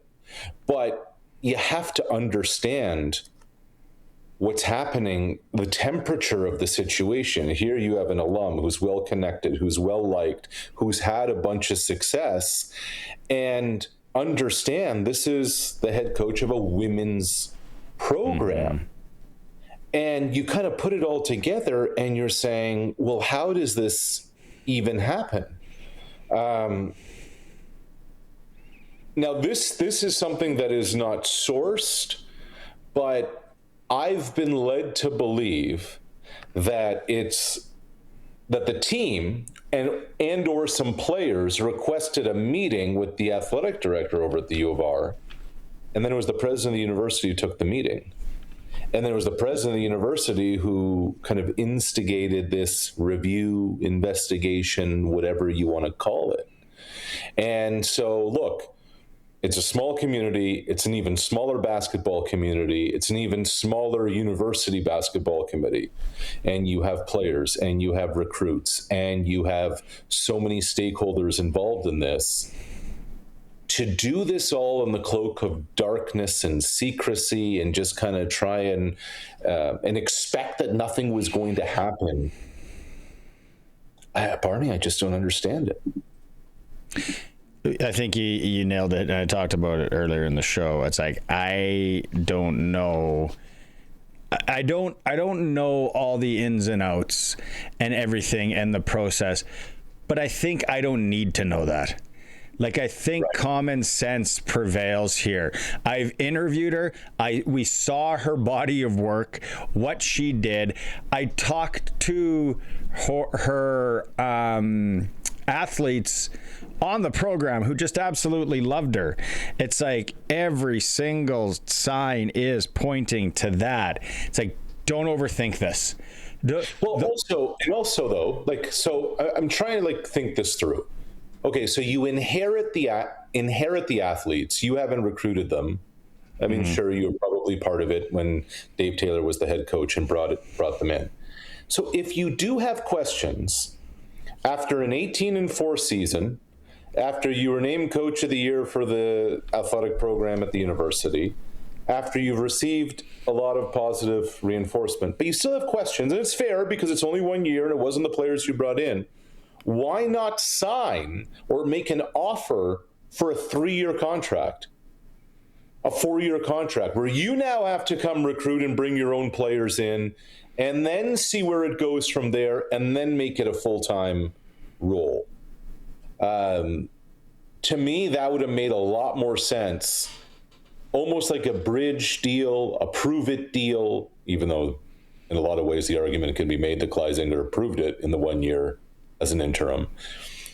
And here's what's interesting, Barney. As all this is unfolding in Regina, over at UBC, Phil Jalipur, who played for the UBC Thunderbirds, came back, was an assistant coach with the Thunderbirds.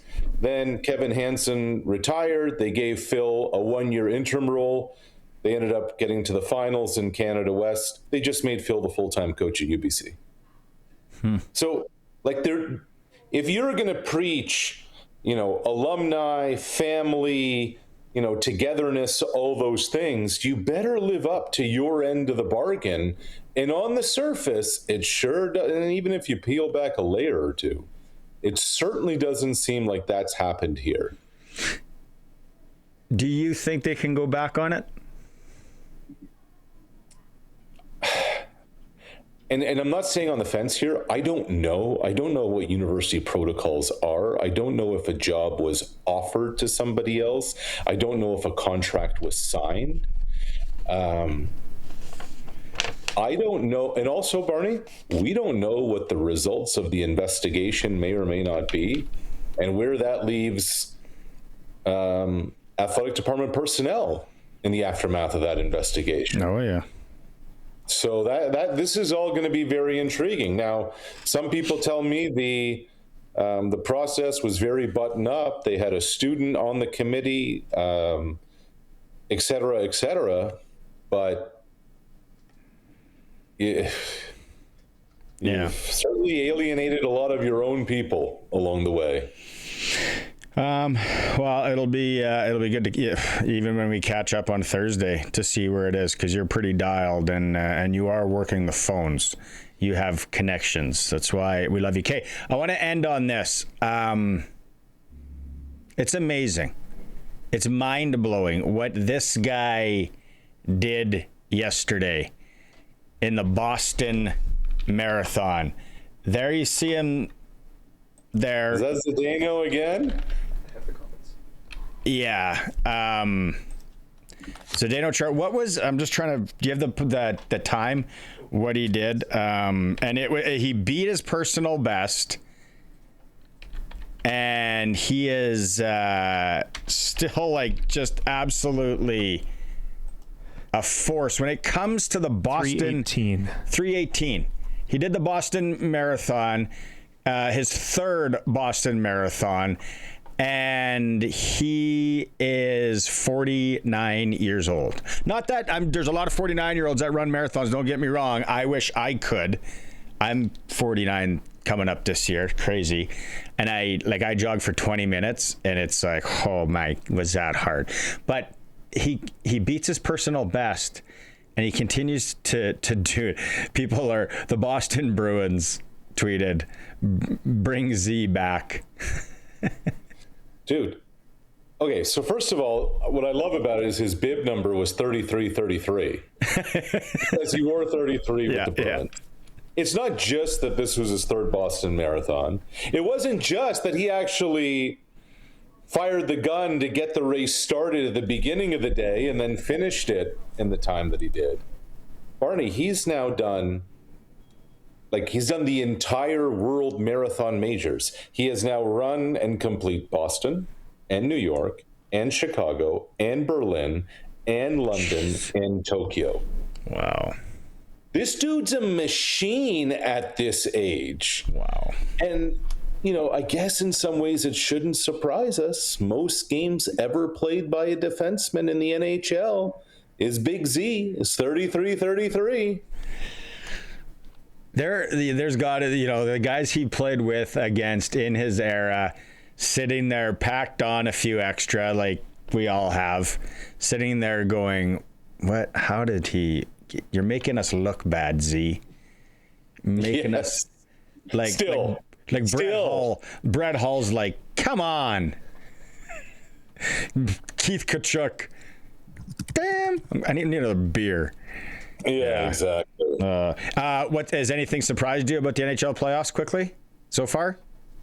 Not surprised me, just Ottawa had so many chances. Oh, did they ever?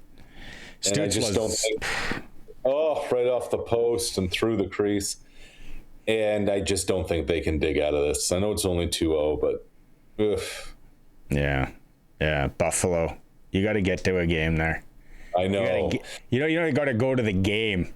I just want you outside the stadium. Yeah.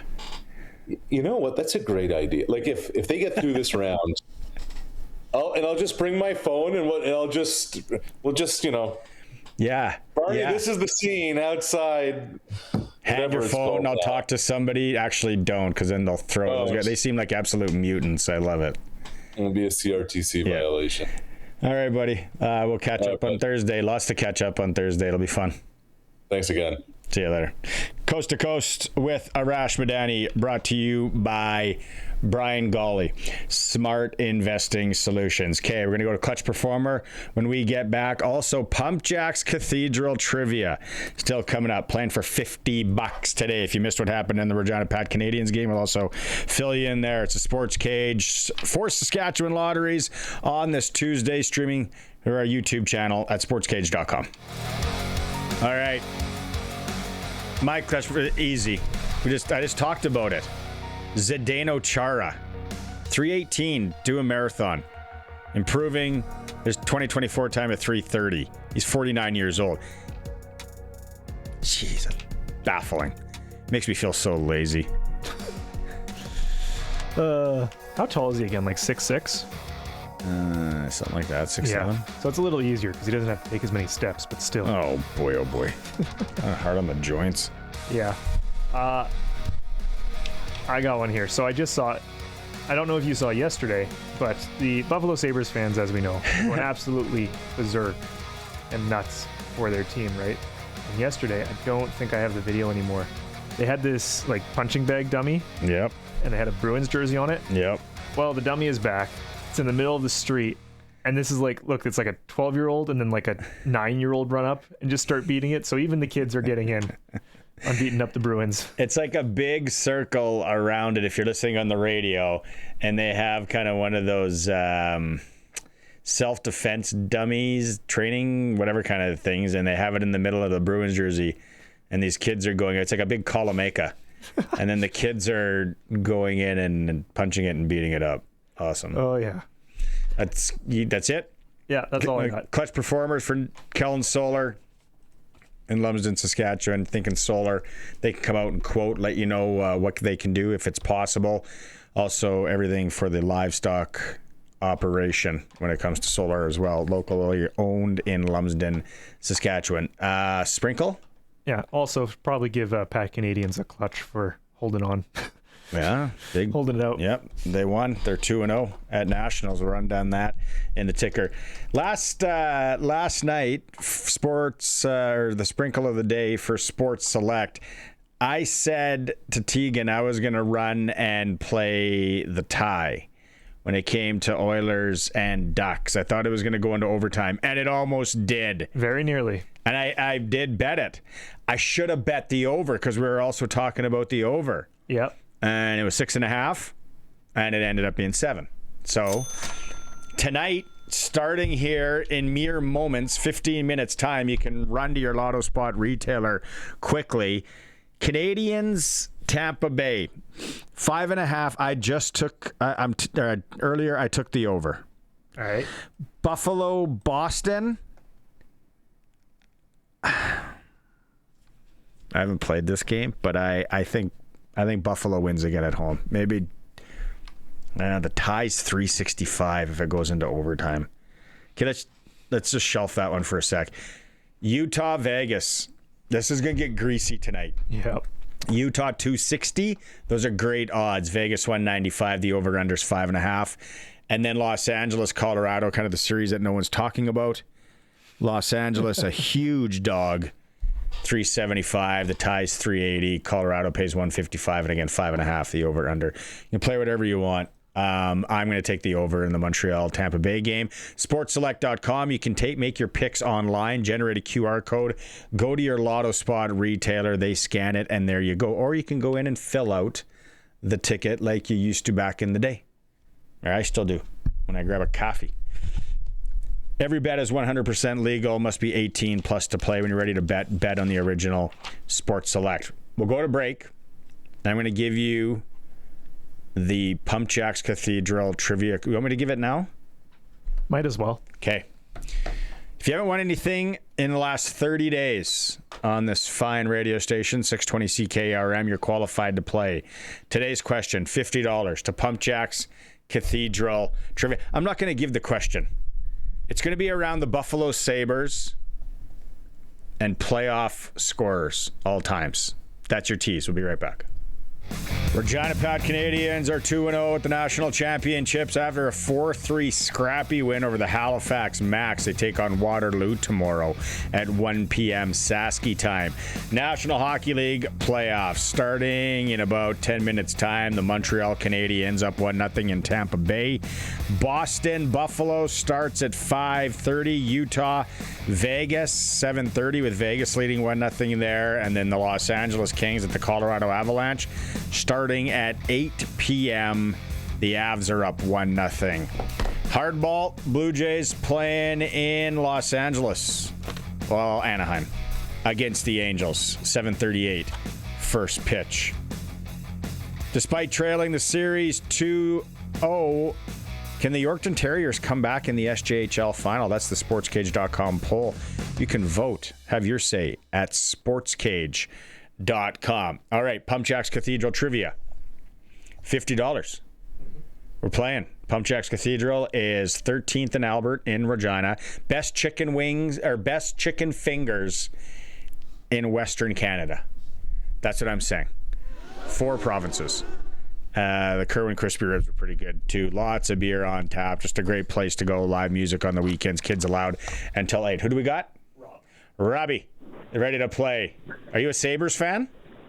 Not a Sabres fan, but they got a good team this year, so let's take a crack at it. Right on. All right. Who is the Buffalo Sabres all-time leading playoff scorer, Rob? Well, the obvious answer, I'm not going to go with it. The obvious answer is Gilbert Perreault, but I'm going to go with Danny Gare. It is Gilbert. You sure you don't want to change? Well, unless... Okay, so we'll go with Gilbert Perreault. There you go. Rob, you're winning. Danny Gare at 44 points. Gilbert's got 103. And then Rick Martin, 53. He's actually second, living the Vida Loca. All right. Yeah. What? And then Rennie Robert, remember the French Connection line, so he's probably in there too. Rennie's 39 points. He's coming in at 5th place. Yeah, it's a good watch. Who's your team? Well, I'm an old 70s Islanders fan, but this year you want to see the Canadians against the Oilers, so... Yeah, that would be interesting. Okay, hang on the line. Rob Colson's going to get your information. You won $50. Thanks for playing along. PumpJacks Cathedral Trivia. We'll have another 50 on the line next Tuesday. PumpJacks Cathedral, 13th and Albert in Regina. Before we go to break, I had to get some of these text messages here. You guys have been great. How this started in hour 1, the show usually evolves. The Regina Pat Canadians are playing the Halifax Max. So good name, and then they got the McDonald's, the big M on their jersey. So they're sponsored by McDonald's.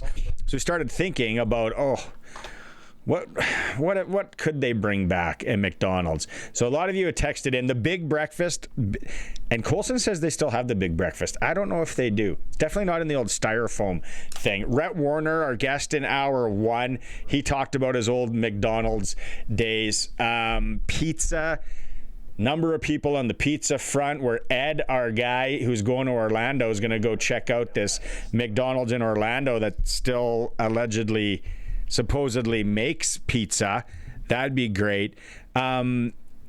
Bernard says the big McDonald's cooler, that big yellow cooler, that was boss. Anybody had that? You're going to a birthday party for friends, you walk in, you see the dad or the mom of the friend with that thing in the back of their Cutlass, you know you're in for a gooder. He says Bernard says it was called an Orange Bowl, but it's kind of yellow. So, I don't know. Ed sent in some pictures of the McDonald's hologram hockey cards that were made by Epperdeck. Good. Ed, thanks so much. What a trip down memory lane. I remember these. Like, I don't remember the Wayne Gretzky one. What flow playing for the Rangers. But I think I remember the Ed Belfour one. Oh, trip down memory lane. More pizza. The big breakfast. How about I never really liked this. The McDLT. It was famous in the 80s. And the Colson, because you weren't around, it was separate packaging. It was this white styrofoam container to keep the hot and cold food separate. So you had your bun, your tomato, your lettuce, and then on the other, it was like the bun and the warm stuff. And then you'd get this white styrofoam and you'd go park in the station wagon and then put it together and eat away. That's what I'm seeing here, looking it up. Yeah. I never bought into that. The apple pie, yeah, sure. Had that in hour one. It was discontinued due to environmental concerns over the packaging. The apple pie or the The McDLT. Well, styrofoam. I think it was discontinued. It just for lack of. It was just a burger that came instead of them putting it together. You had to.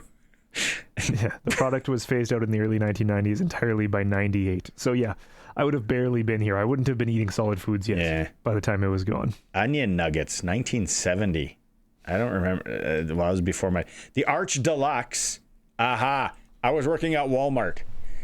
As I was in grade 12 or going into grade 12, pushing carts, and we got discount at the McDonald's at the Confed Walmart, and that I couldn't remember the name of the burger, but I crushed a ton of those. Arch Deluxe. Big and tasty. The McRib is overrated, if you ask me. I haven't had one, so I can't comment. Salads. I think they still have, don't they still have salads? I remember when they came out with salads in the 80s or 90s, we came for a trip to the legislature, our school, elementary school, and we were so jacked that we got to go to McDonald's, the one on the way out of the city, North Albert, which I drive by all the time now. And I remember we were going and they're like, yeah, McDonald's. And they gave this group of grade 7 and 8 kids salads. What a bum steer. Yeah, they do still have salads. So that's still up there. Snack wraps were discontinued in 2016. Interesting. They used to crush those. They do have wraps still. They're just not snack wraps, which means they're not cheap anymore. The one thing they used to have in the States, and our family loved them, they used to have egg white, egg McMuffins. Those egg whites. Oh. I order Egg McMuffins all the time at like 4, 5, 7, doesn't matter what time, and they have to make them, and I think they hate me, so I got to park on the side, and then they come and bring it out, and it's fresh. Yeah. I could crush an Egg McMuffin anytime. Oh, up against the clock. Hour 3's coming up. Paul LaPolice and Glen Suitor together, talking about the flag football camp coming to Winnipeg, Manitoba. It's a Sports Cage. We'll be back. Welcome back to the Sports Cage. Colson is with me. Tomorrow we'll be doing this fine program from Yorkton, Saskatchewan. Excuse me, from Taps on Broadway. Come say hi before Game 3. Flin Flon and Yorkton tomorrow night. It'll be a madhouse. It'll be awesome. If you haven't got in on a chance to win the customized backyard putting green yet from the Classic Landscape Company, today's keyword was classic. 936-6262, just the word classic. If you want to be in, we're giving away that Friday, May 1st. Thanks again to the Classic Landscape Company. Regina Pat Canadians are 2-0 at Nationals. They dumped the Halifax Max today. Tight affair, 4-3. I guess there was some kids behind the bench that were banging on the glass, and some parents said, hey, could you stop banging on the glass? And then the kid went to his dad and said, they yelled at me. So then the dad from Halifax came over and tried to pull solid, and the Pat C's fans were like, take a seat. So there was no fighting. Security, tight security in Peterborough tonight. So that's what's up. The Max, though, it started our conversation about McDonald's because they're sponsored by McDonald's. And we're like, oh, what do we want? What do we want back? What do we miss from McDonald's? Or maybe what do we don't miss? A lot of you are saying the big breakfast, the pizzas, the Arch Deluxe, McDLT. Famous for its separated packaging to keep things hot. And for you know who would want to talk about this, I feel? Glen Suitor. And today we got Glen Suitor and Paul LaPolice. Time now for press coverage with CFL and Saskatchewan Rough Rider legend Glen Suitor on the SportsCage. Brought to you by Freeze Tom and Lumber. Locally owned, family grown, rooted in our community for 70 years in Regina and Fort Capel. Hey, fellas. Are you craving McDonald's a little bit now? Like, remember the old pizza? It wasn't even that good, but... Well, first of all, I'm going to say, like, you're going to be in Yorkton. I spoke to the Yorkton High School, and I have this awesome orange hat, cowboy hat from the Yorkton from the Yorkton High School program a couple years ago. It's pretty good. Right on. Well, Coach, what was your favorite go-to McDonald's order? Oh, it's easy. Quarter pounder with cheese meal. That's easy, right there. There you go. For me, two cheeseburgers, fries, and the apple pie. And as I mentioned to Colson, I was like Peter touching a hot element. I think I burnt my top of my mouth on the apple pie, probably in double figures. Right. I think that's why they maybe got rid of it, because everybody fell for it. It's like that cardboard thing, and it would slide out, and sometimes it would fall on the ground, and you'd pick it up, and you'd eat it, and it was like molten lava. Ha! It's like, what did I just bite into here? I've always loved the breakfasts. People are talking about the big breakfasts that in the old styrofoam container, but I get an Egg McMuffin. Now that they make them all throughout the day, yep. I'm the absolute D-bag that goes through at like 5:30, 7:30 at night when the grill's probably that side of the grill's all clean, and the guy's like, I'm going to get out of here early, and it's like, oh, you got an order for an Egg McMuffin, and they got to make it fresh, and then I got to park in the little side there, and then they come out and bring it, and I'm just like, my family hates when I do it. They're like, what do you want? I'm like, Egg McMuffin. They're like, don't be that guy. Don't be that guy. It's a lot of fun talking old McDonald's. Paul, we have you here because you had it on social media yesterday, and I was like, ooh. We have the Canadian National Flag Football Selection Camp for the men coming up in Winnipeg, Manitoba. First off, why Winnipeg? Central, they opened up all the facilities, just the right fit?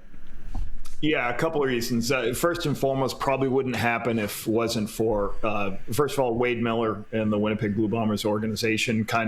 They are champions of flag football. You can see everything the Bombers have done. And so they basically said, hey, how do we make this work? And they provided us a lot of, the fields are free. They're providing a lot of things that deferred costs to us. And then the other thing, Football Manitoba's done a really good job of trying to, hey, what do you need to us to help support you? How can we help? And so they were outstanding. And then obviously we do want to make sure two things. One, it is a little bit more central. Now, our roster has a large percentage of players from Quebec, is how it played out last year. But, if all things were created equal, I would stay in that Montreal area, but this is not. We're at high performance facilities. The Bombers, facilities are outstanding to be on their field. Some of them, we're going to have great access to food and everything. We have an inclement weather area. So we just felt that being able to be at the Bombers facility using all their equipment room, locker rooms, and everything is going to be good. So we're not actually in their locker rooms. We're going to use some of the other locker rooms around the facility, but it's just too good for us to pass up, and the Bombers and Football Manitoba have been great to get us involved. So, Coach, fill us in on the tryout process here. It's early May, correct? Yeah. It's May 1st, 2nd, and 3rd. So our process has been since this off season. So in December, we took 18 players down to San Diego to Olympic Training Center, called Chula Vista Olympic Training Center. So we had 18 players, 5 staff. Same as Winnipeg. Same as Winnipeg in December. Right? Lord, May 1st, we're still worried about snow. We know they got snow a couple days ago. So so then in March, we took another crew of 18 players, 5 staff, men's and women's program. We went down, spent a week, really good training. And then as that was going on, we also had ID camps in every province. So if you're interested in trying out, we had one in Quebec, we had one in Toronto, we had in Alberta, Saskatchewan. So then we would evaluate the players across the country in every province. And then from there, we said, okay, how many of these guys are we going to invite? We came up, we felt the top 30 players in the country.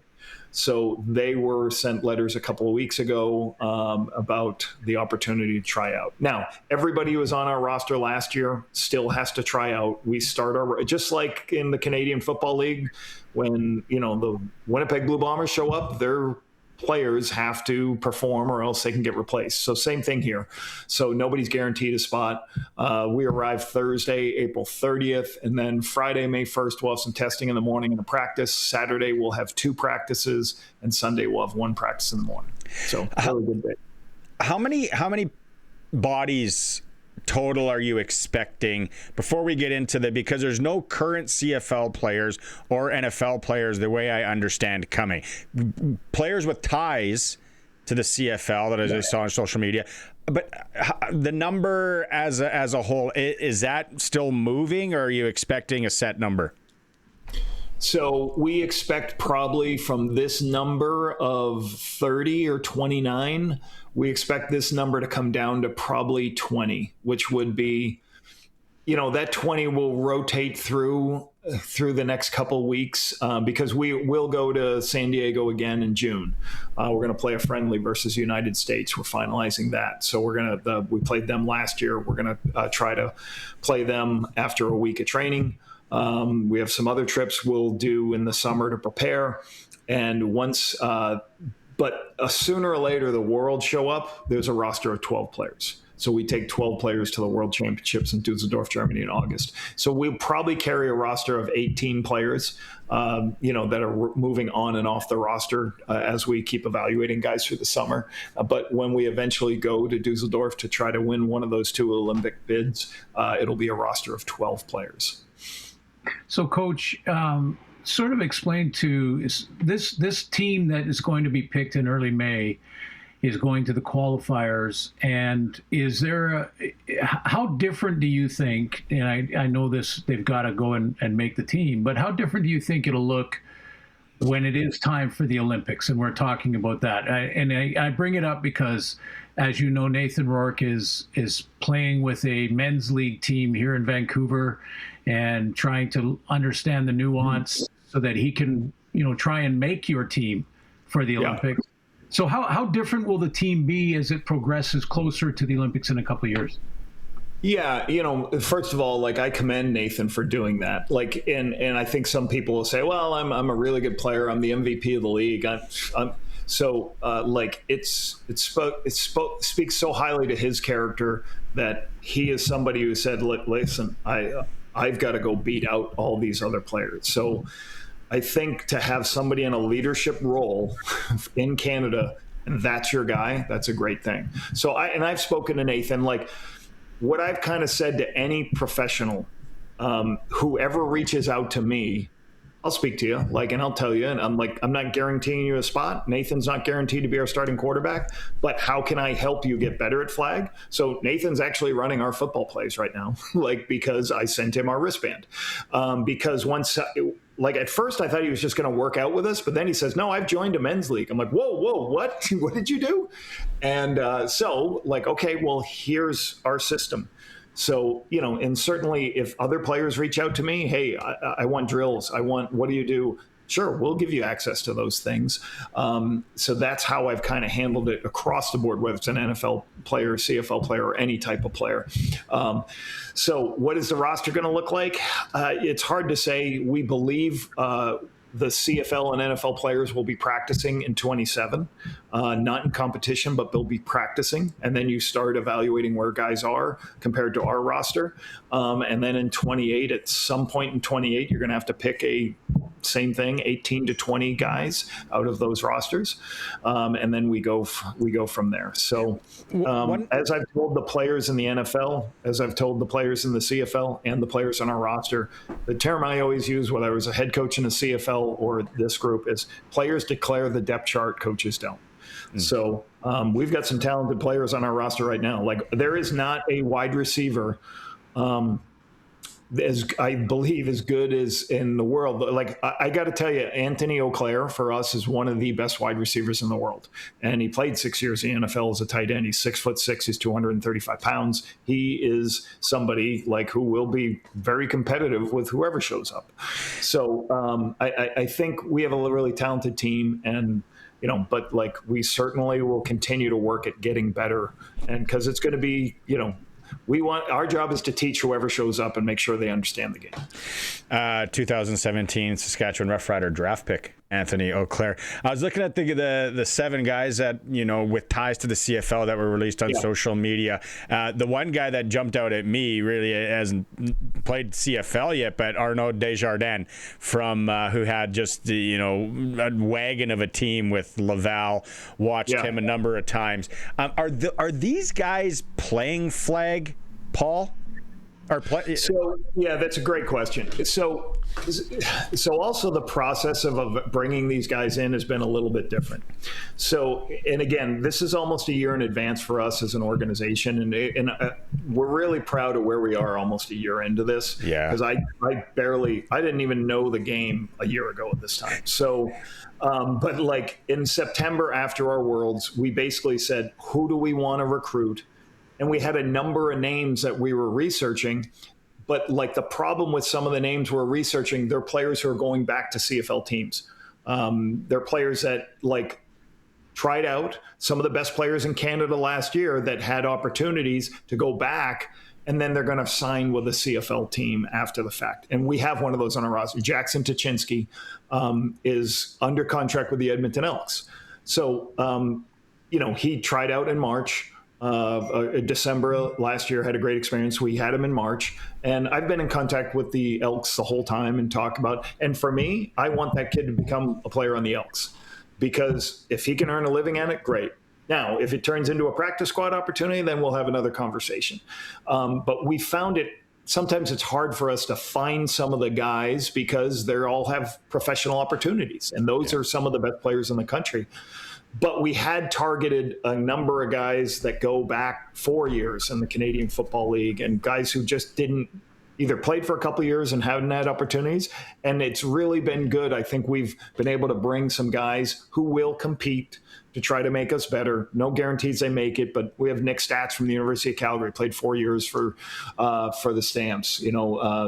Another one would be Daniel Peterman. You guys would recognize that name. Played, was a second-round draft pick of the Bombers, worked with me. But sometimes these guys are a little bit older. So, like, when you sign, you're like, is this guy in shape? Does this guy know what he's doing?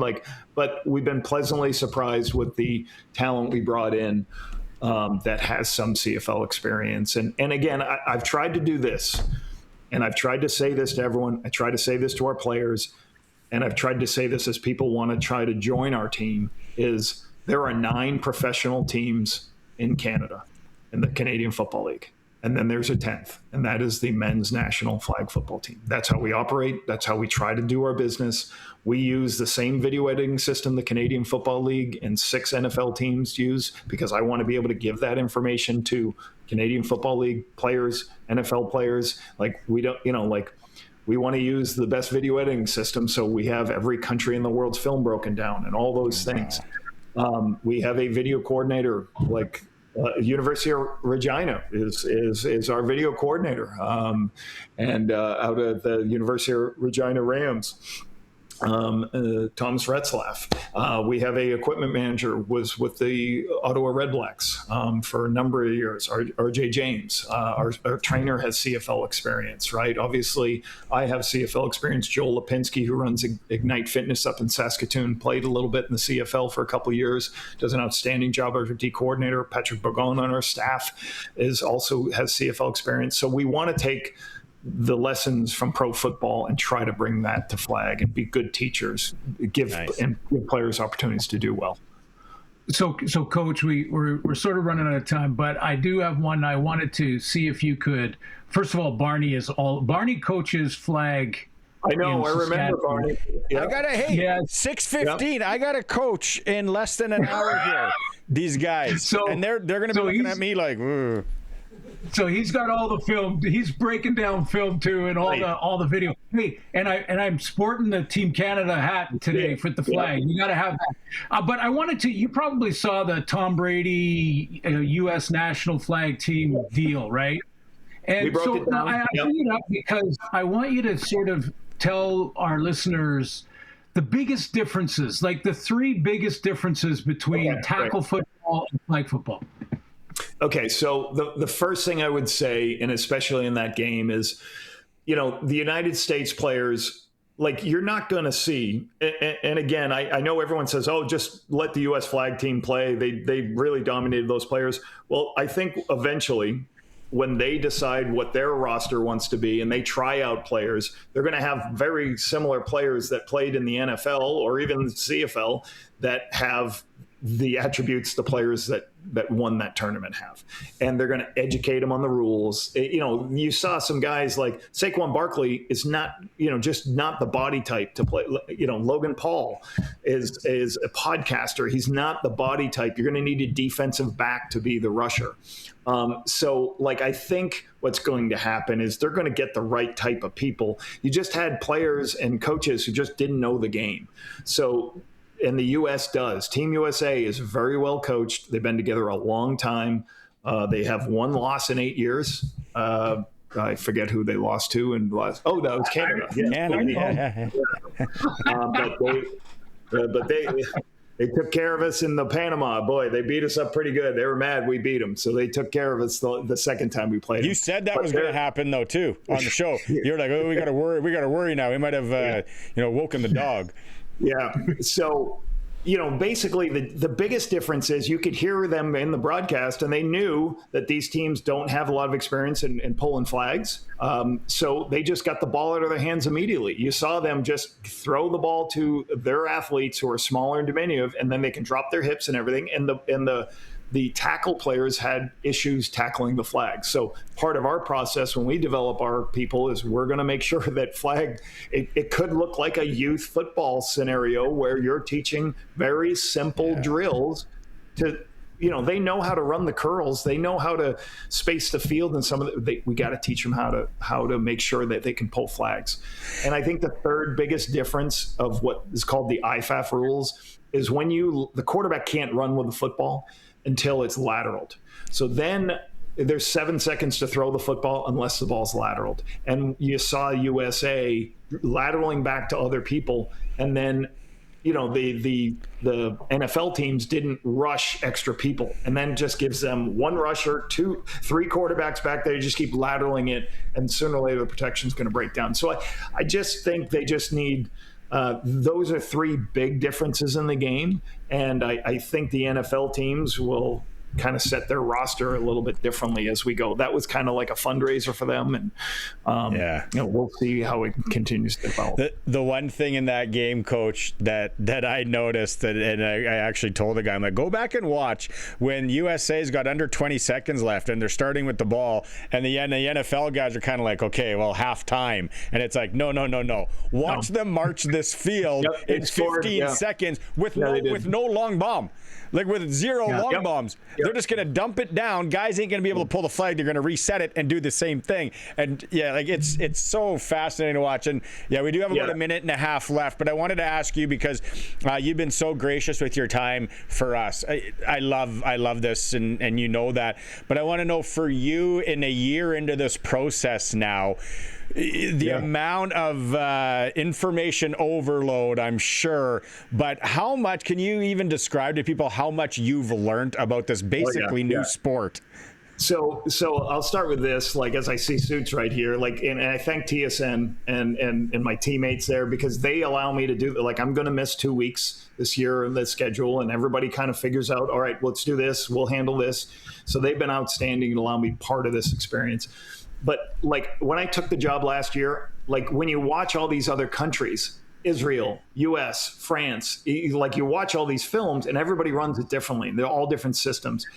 And the thing I did, I just said, well, you know what? I know the West Coast offense. I know CFL offenses. And I tried to build a CFL offense in a 25-yard field. I know motions. I know movements. So we put that stuff in. And, I think we had a lot of success in it. We're one of the best deep ball throwers in the world. But the biggest growth for me was from like September till maybe probably March. Is I got the chance to watch all the film of other countries. I got to break down everything Mexico did. I got to break down everything the United States did. And like now our game plan has a little bit more flag, if that makes sense, like the multiple quarterback stuff, getting the ball out of, as you guys said, the USA they just flip the ball immediately to guys, and because there's no offensive linemen, so you just flip it to a guy and he just starts running.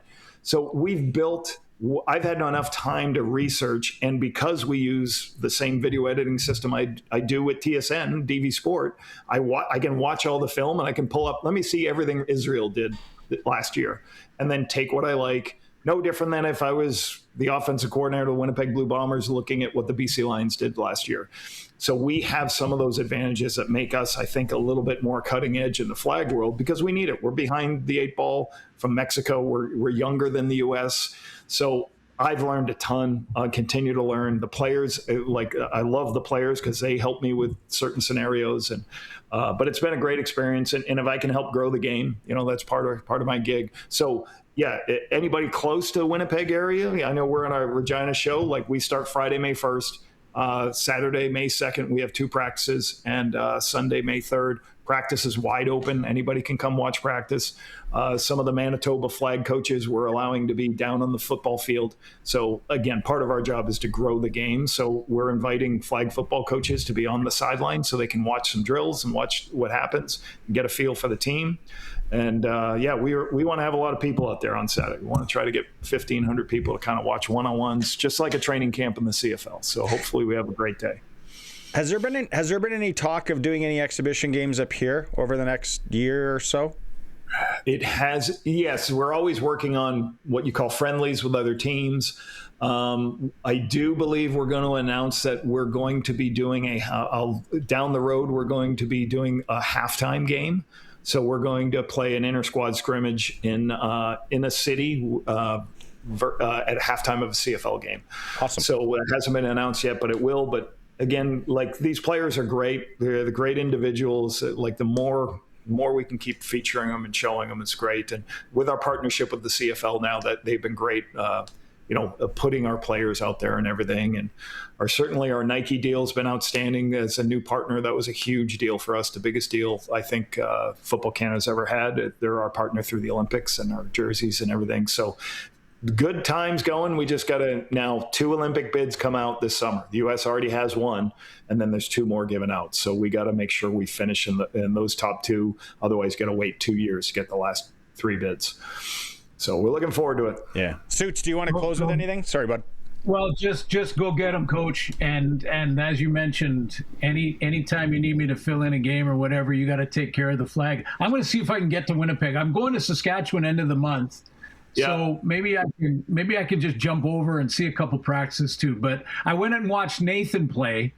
And I watched this one game, and he tore it up. Like I think they scored every time they had the ball. So good luck with it, and thanks for being on the show because there was some breaking news here. I think we had Barney on the cage with some of the things that Coach gave us today. A little bit. I would recommend you maybe go to San Diego more so than Winnipeg, because it's still May, but right? Hey, whatever you want to do. Yeah, right. I got budget to go to Yorkton. I'd like to tag along. Thanks, Coach. Thanks, Suits. Right, thanks for doing this, guys. This was let's do this again. This is a roundtable thing. This is awesome. Thanks, guys. See you later. Take care. That was press coverage with Glen Suitor, Paul LaPolice joining us here on Tuesday. A little special one for Fries Tallman Lumber in Regina and Fort Capel. More than a lumber yard, better than the big box. Fries Tallman Lumber, whatever you need, they probably can help you out or find someone that can help you. Yeah, that's going to be real interesting. Those Olympic bids and how all that shakes down. We'll have to do the round table again maybe after the camp with those two. We'll go to break. It's the Sports Cage on Tuesday for Saskatchewan Lotteries, streaming through our YouTube channel at sportscage.com. Regina Pat Canadians improved to 2-0 at the National Championship today with a 4-3 win over the Halifax Max. They'll take on Waterloo tomorrow at 1 p.m. Saskatchewan time. National Hockey League playoffs are on the ice right now in Tampa. The Lightning leading the Canadiens in Game 2, 1-0. Sabres and Bruins starting momentarily. Golden Knights tonight hosting Utah, 7:30 our time, and then at 8 o'clock, Colorado Avalanche are home to the Los Angeles Kings. Baseball fans, the Jays are in action against the Los Angeles Angels. 7:38 is the first pitch. SportsCage.com poll today. Despite trailing 2-0 in the series, can the Yorkton Terriers come back in the SJHL final? You can vote at SportsCage.com. It is for Regina Steel Craft Doors, made in Western Canada for Western Canada. Regina Steel Craft Doors. Don't forget, tomorrow we're going to be live in Yorkton at TAPS, and then at the game.